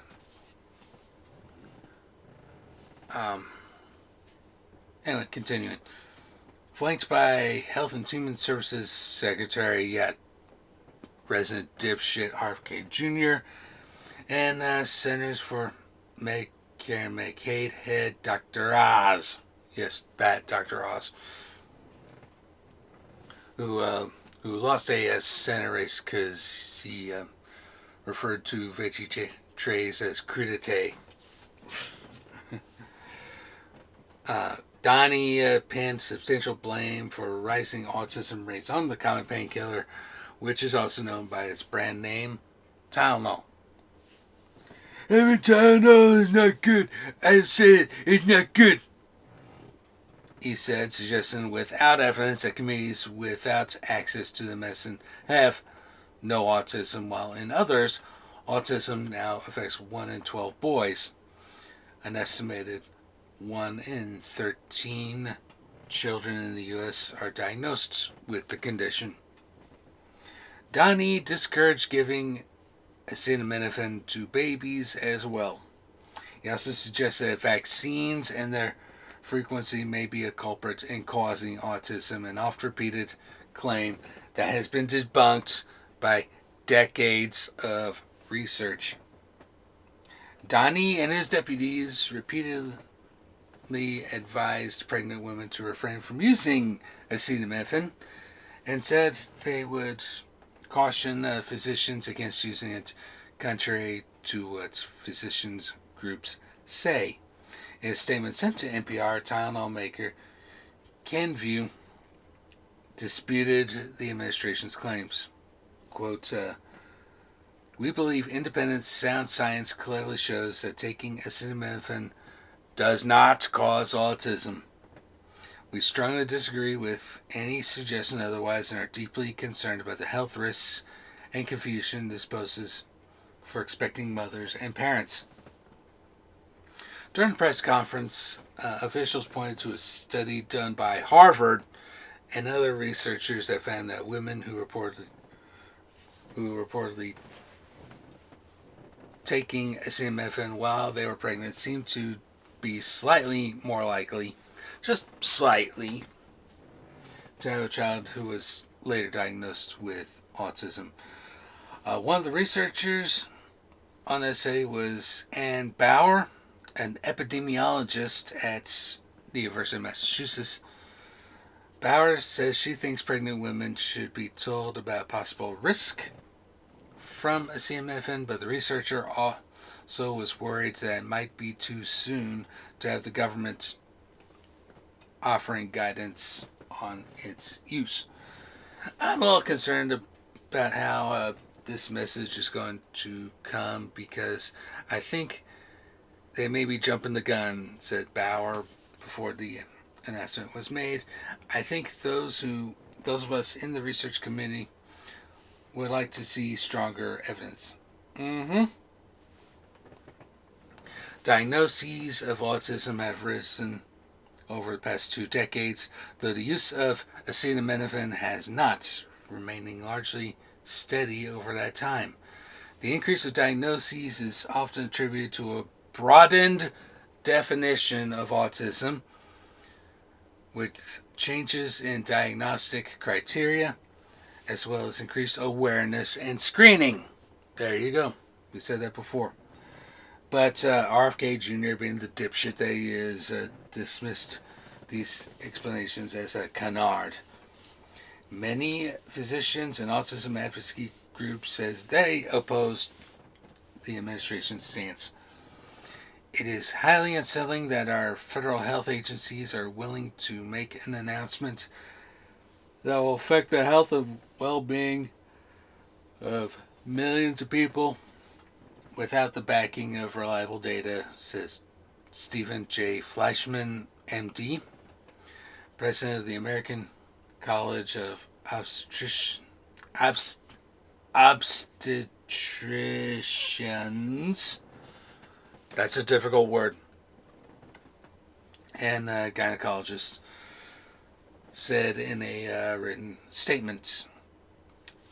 Even the notice about acetaminophen issued by physicians by the Food and Drug Administration pointed out that possible link to autism was an area of ongoing scientific debate and said that while an association between acetaminophen and autism has been described in many studies, a causal relationship has not been established, and there are contrary studies in the scientific literature.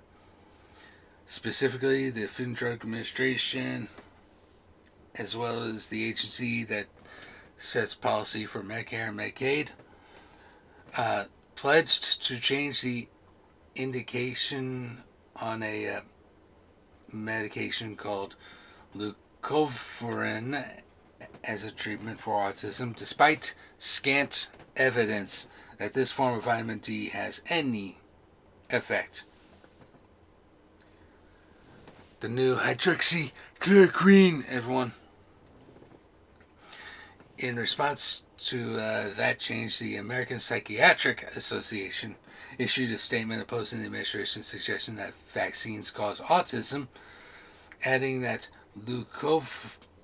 leucovorin, also known as phelonic acid, is not recommended to treat autism, adding it will require many more years of research before we know if leucovorin is an appropriate treatment for individuals with autism.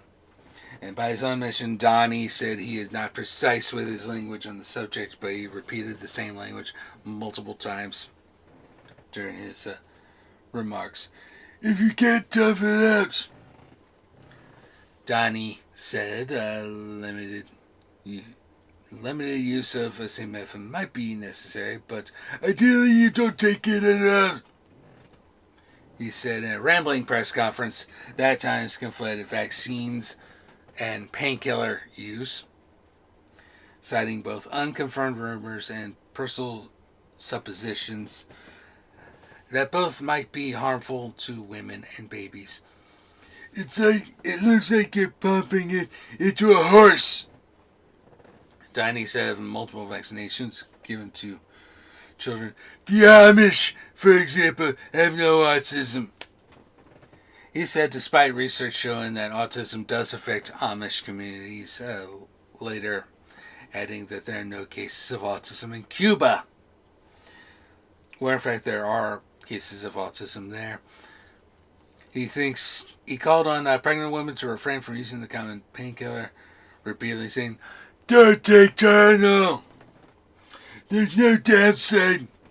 He maintained, although pregnant women are told to avoid other anti-fever drugs such as aspirin and ibuprofen, and fever can be dangerous in a pregnancy. In other words, this dipshit doesn't know what he's talking about. The Society for Maternal Fetal Medicine, which recommends using acetaminophen to treat fever and pain in pregnant women, said that untreated fever can cause grave harm such as miscarriage, birth defects, and premature birth, especially early in a pregnancy. Merck, maker of various vaccines, including for measles, pneumonia, and HPV, also responded saying, "The recent statement that vaccines could be linked to autism is inconsistent with the extensive scientific studies that have been conducted over the past 25 years, which has been consistently shown no link between vaccinations and autism. Today's announcement risks taking us backwards," says Jackie Dilworth, a spokesperson for the ARC of the United States, a group representing people with developmental disabilities and their families. Today's claims risk fueling stigma, misleading the public, and distracting from what families truly need because they present unproven suppositions as fact, she said. So, well, he said he'd find a cause by September. Of course, it's bullshit, but yeah, there you go. They're just completely full of shit, and frankly need to step away from this subject. Let actual scientists handle it.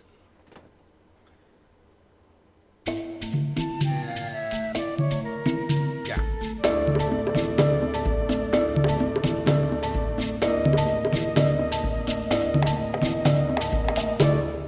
All right, so we're now on part 6 of this challenge, and let's talk food. Let's talk seafood specifically, and a couple of varieties of seafood. So I'll start with so these are both dining experiences I've had in the past week, and both do involve seafood. So I'll start with the more recent one. I went to Red Lobster the other day. Since I found out about my health issues, I started trying to eat more fish, specifically grilled trout at Red Lobster. Only find out yesterday that it is no longer on the menu. I suspect it was the casualty of the chain's recent bankruptcy, which resulted in the closing down of quite a number of restaurants. They introduced a few other things like boil bags to try to up attendance and up their revenue, and had to get rid of their endless shrimp deal, which you pay a certain amount of money and they give you all the shrimp you want. Well, it turns out that was a primary cause of them going bankrupt.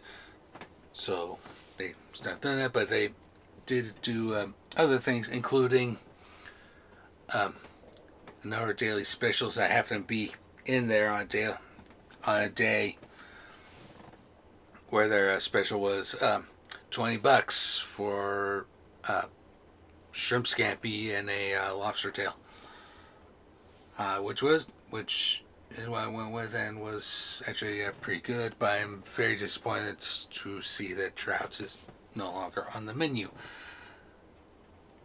But no, it's Red Lobster. They do a good job with seafood and everything.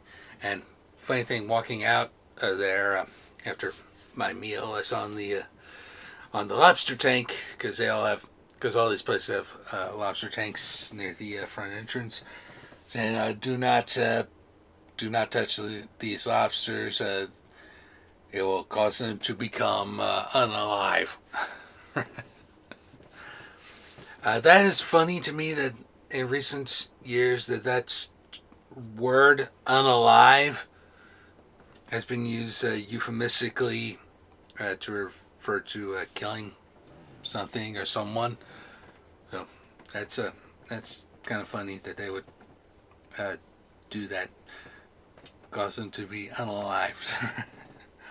There are ways to prepare a lobster by killing it first. Guga does a good job of explaining that in his videos.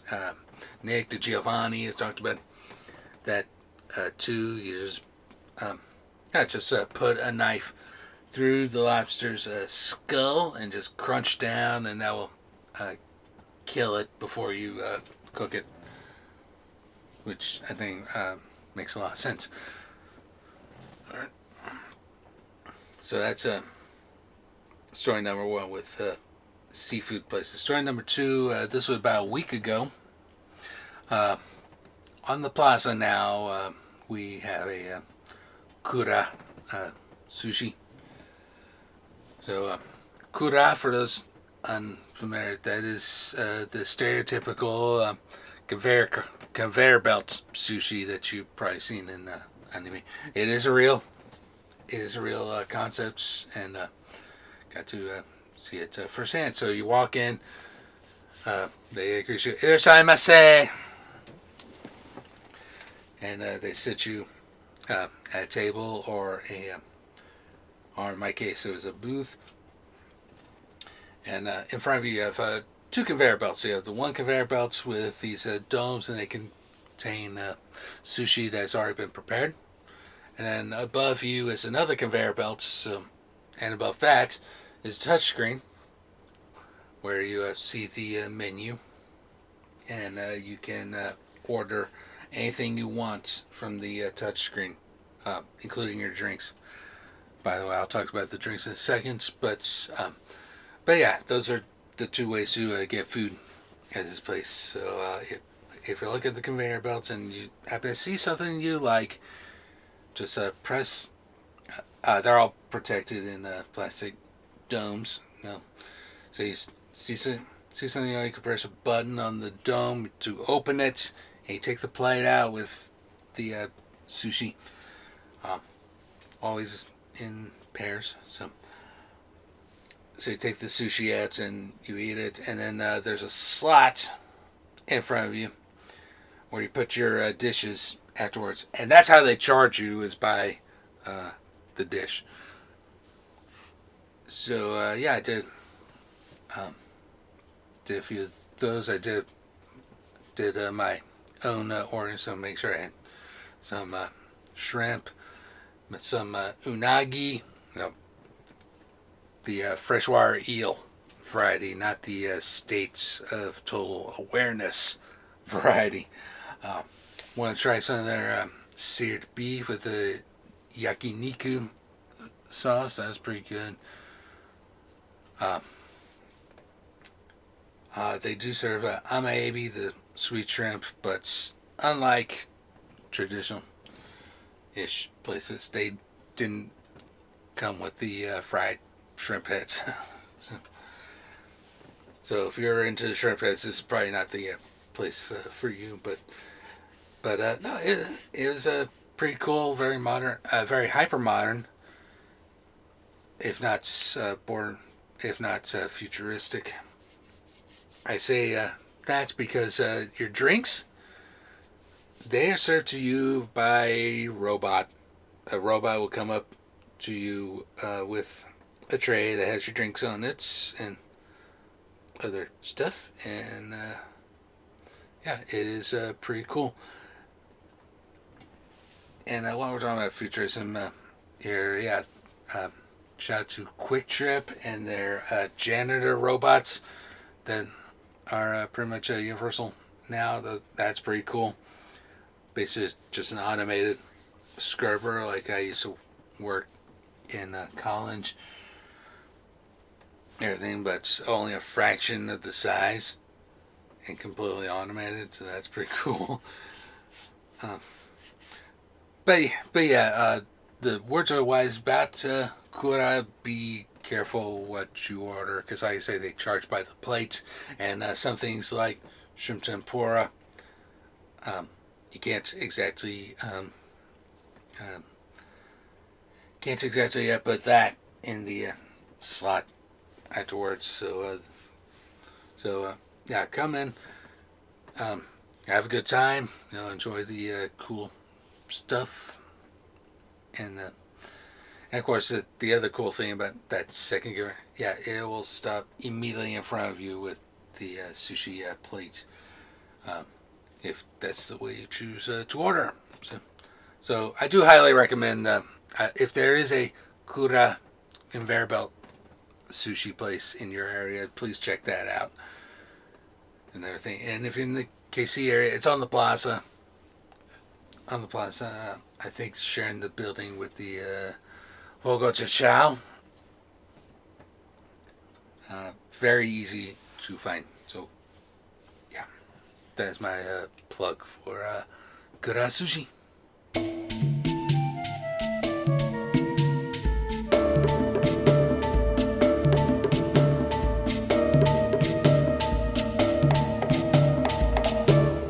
Okay, we're going to go ahead and end this exercise and talk about the ACA. And credit to my brother Joe for getting me riled up about this, or rather, I got him riled up because I had the audacity to say I did not particularly care for Charlie Kirk and everything. I think he stood for a lot of bad things. And he goes off on tangents. Well, liberals don't talk to their opponents. That's not necessarily true, because again, my experience having run for office is the conservatives who shy away. I remember during my Senate run, where the fuck was Greg Smith? And then he talks about the ACA, the Affordable Care Act, or as the haters call it, Obamacare, and focused only on the vote of the final package. I'm trying to explain to him that there's more history behind that proves that the ACA is not even remotely socialist and everything, and how dare you try to portray it that way just because the act passed on only Democratic votes. And that part is true. It did pass on only Democratic votes. But the roots of the ACA are from the right. All right. So let's go and start with this whole idea of government takeover of healthcare. Well, if it was actually a government takeover, you wouldn't be given your check every month to a private insurance company. All right, that's all. That's primarily the heart and soul of the ACA, is that the government gives has private companies give discounted rates to people like me who frankly need it. So,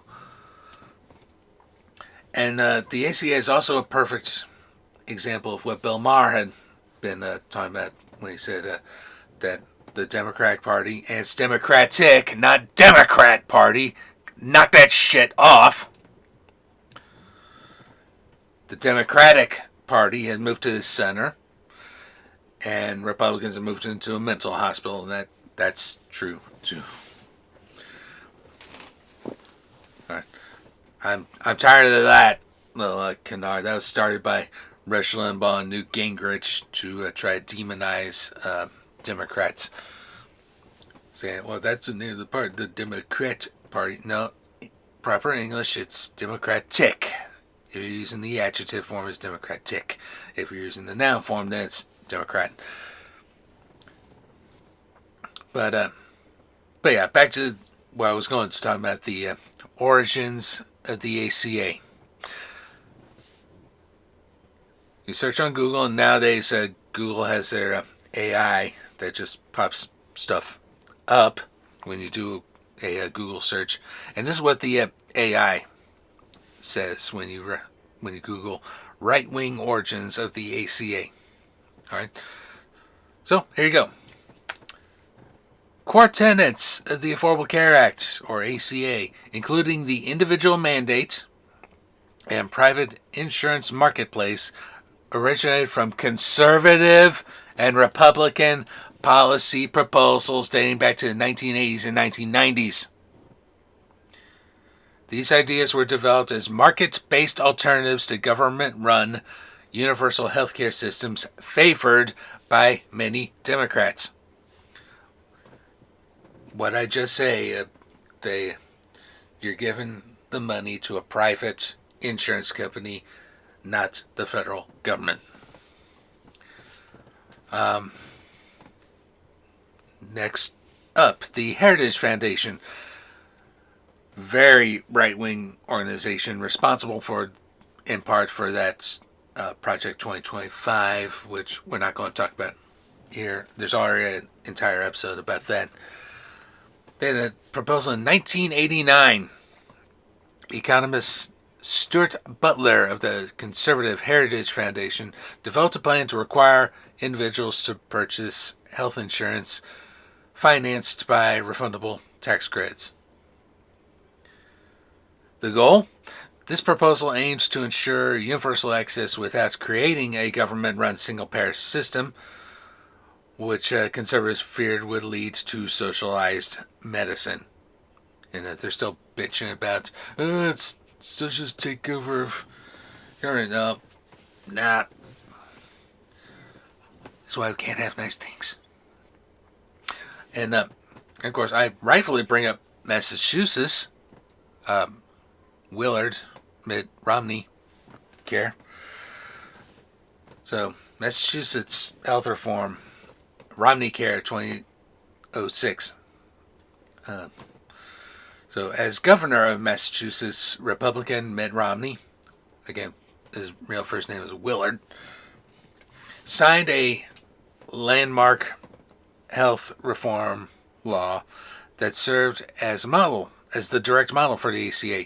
Again, Romney, somewhat centrist compared to the current Republican Party, and in fact had been a Republican senator from Utah. All right, so he's served in office in 2 different states, and of course ran for president against Obama in 2012. And LDS, by the way. Key features of Romney Care, the Massachusetts plan included state-level individual mandates, subsidies for low-income residents, and the creation of a health insurance exchange called the Connector. This is the healthcare.gov thing, the exchange, where you can agree to a certain plan. If you're lucky, you don't have to pay monthly premiums.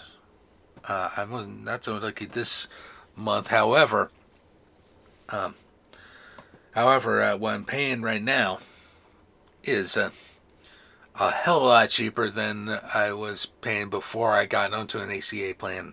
They were getting ready to have me pay $400 a month for insurance, and that just couldn't happen. The plan successfully expanded its coverage to nearly all state residents and demonstrated the viability of these market-based policies.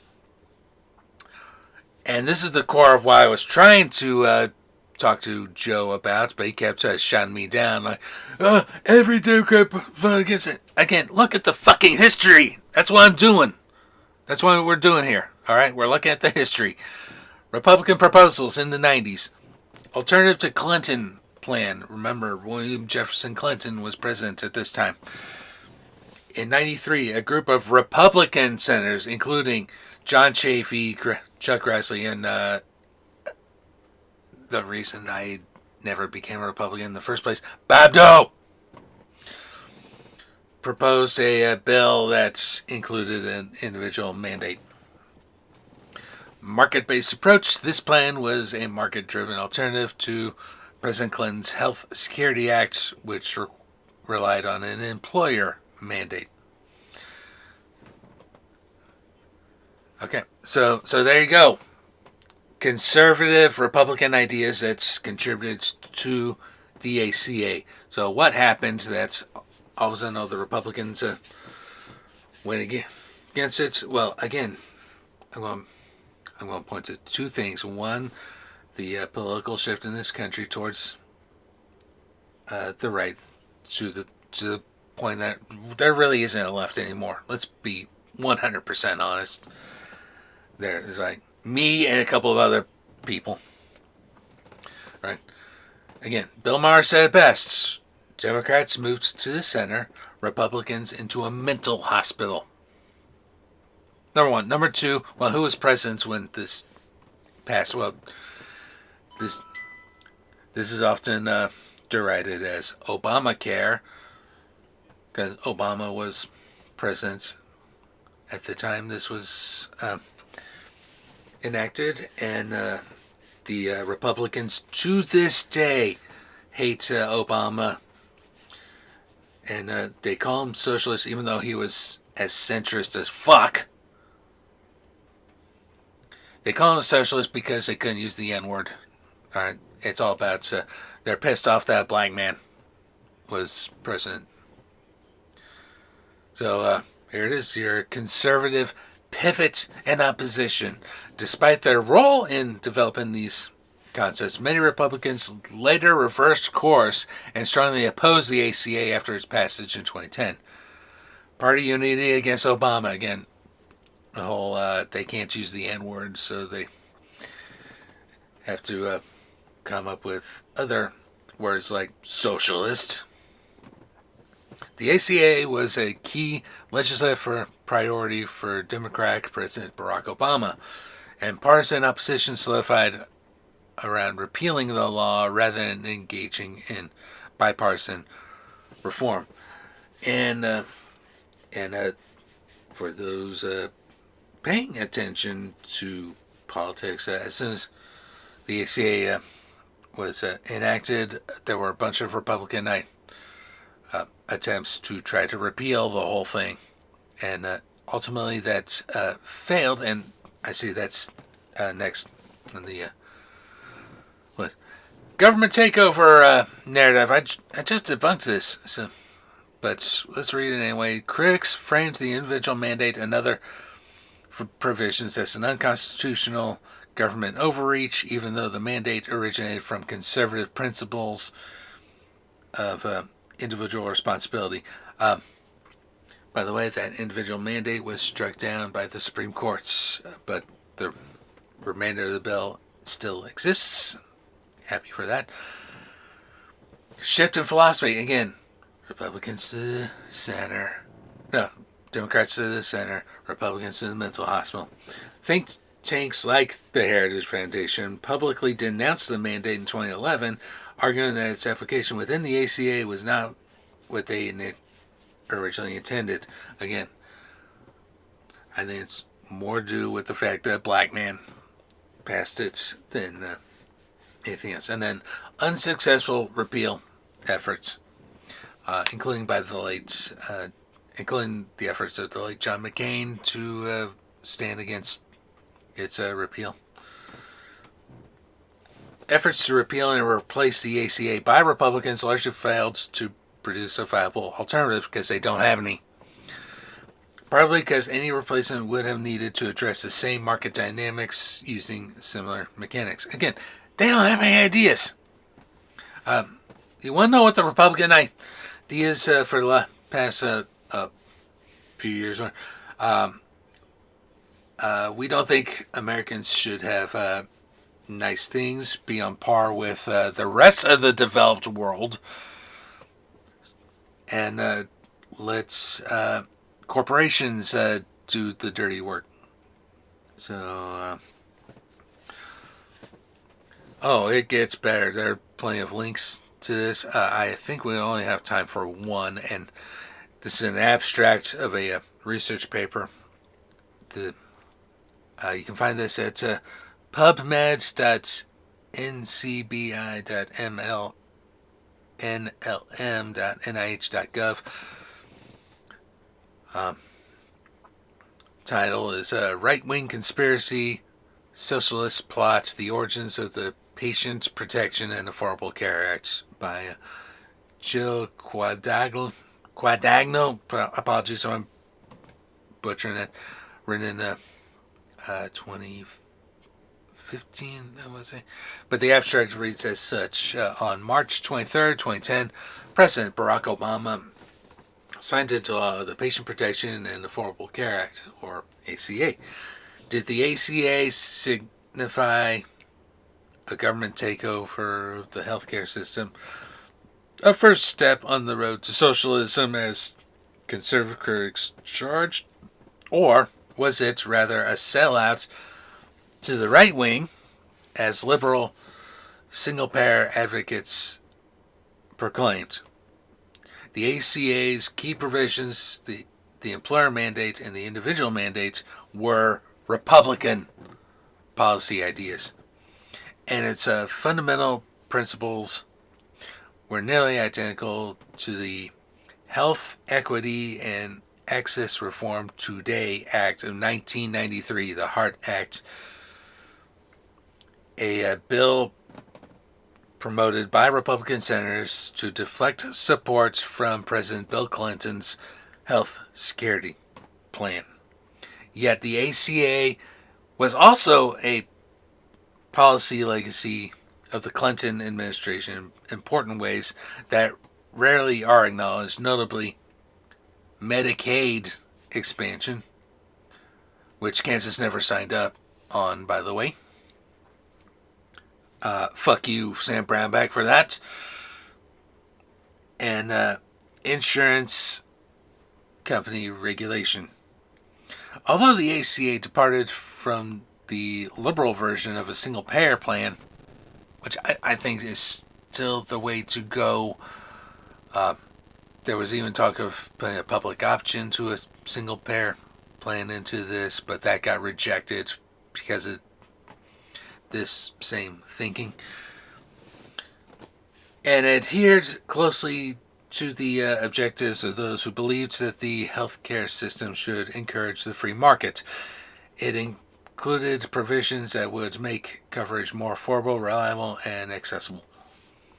And that's all I unfortunately have access to, but do check out that abstract anyway. If you can find the full thing, go for it.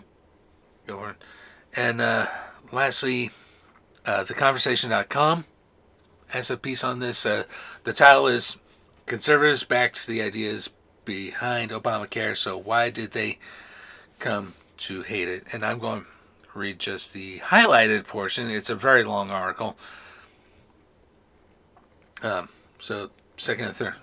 I'm going to read the first paragraph and then go into the second and third paragraphs, which are highlighted for me here. So, the Affordable Care Act is backed before the United States Supreme Court. This was written in 2020.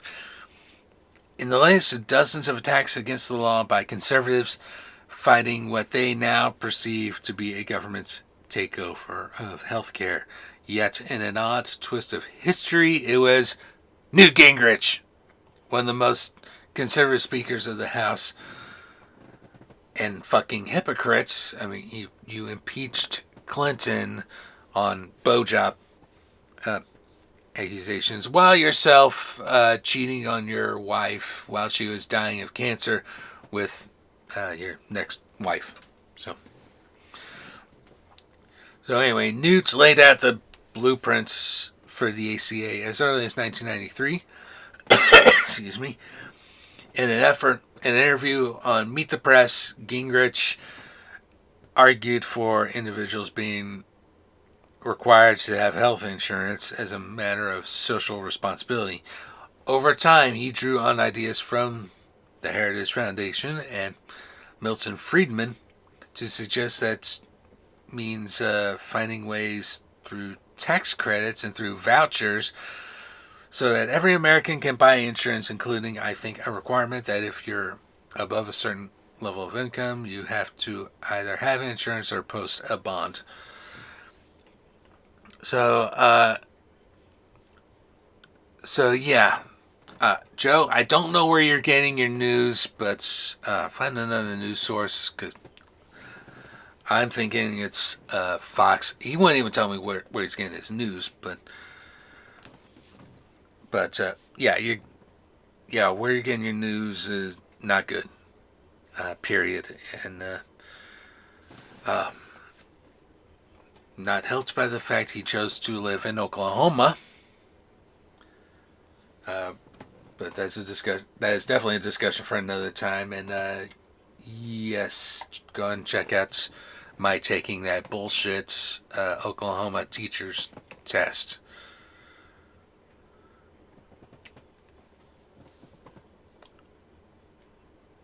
And one last thing, Joe, before you get angry at me for stating facts.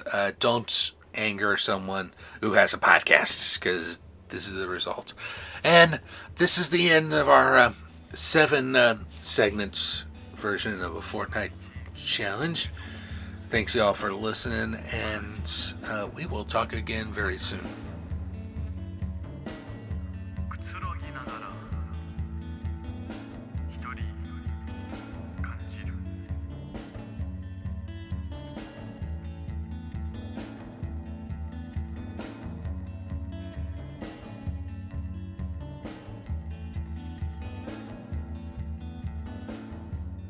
These are all the things I want. Soft Pacific echoes. I'll go searching in the evening for that call. This podcast is Uncalled For, is hosted, produced, and edited by myself, Mike Chernevsky. Our opening music is the This Podcast is Uncalled For theme, which was created at suno.com, suno.com. Our outro music is one of our personal favorites around here, Hibiki ga Kokoreru, Pacific Echoes by Piers Murphy. Licensed under Creative Commons Attribution License. You can find this music at freemusicarchive.org. And our transition music for this episode is Morocco Sting by Kevin MacLeod at incompetech.com, and is licensed under Creative Commons by Attribution 4.0 license. Still nothing seems to end. Darling, it knows nothing of us. Talk like you mean it. Walk like you get to. Darling, it knows nothing of us. Try as it may to, it doesn't get to understand.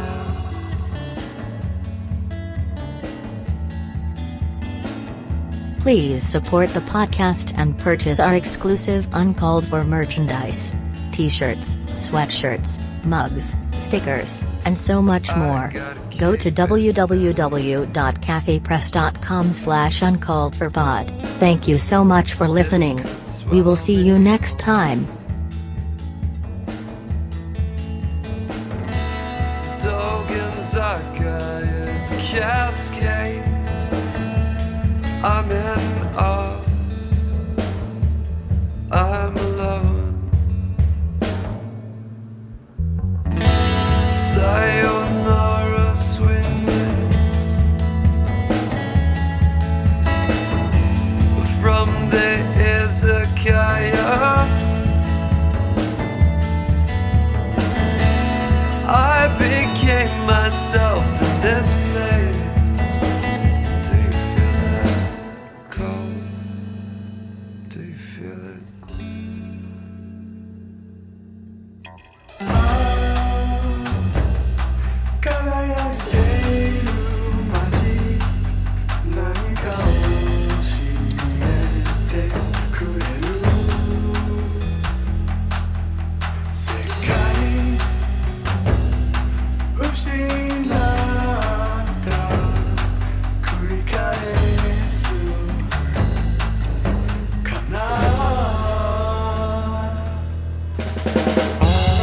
Darling, it knows nothing of us.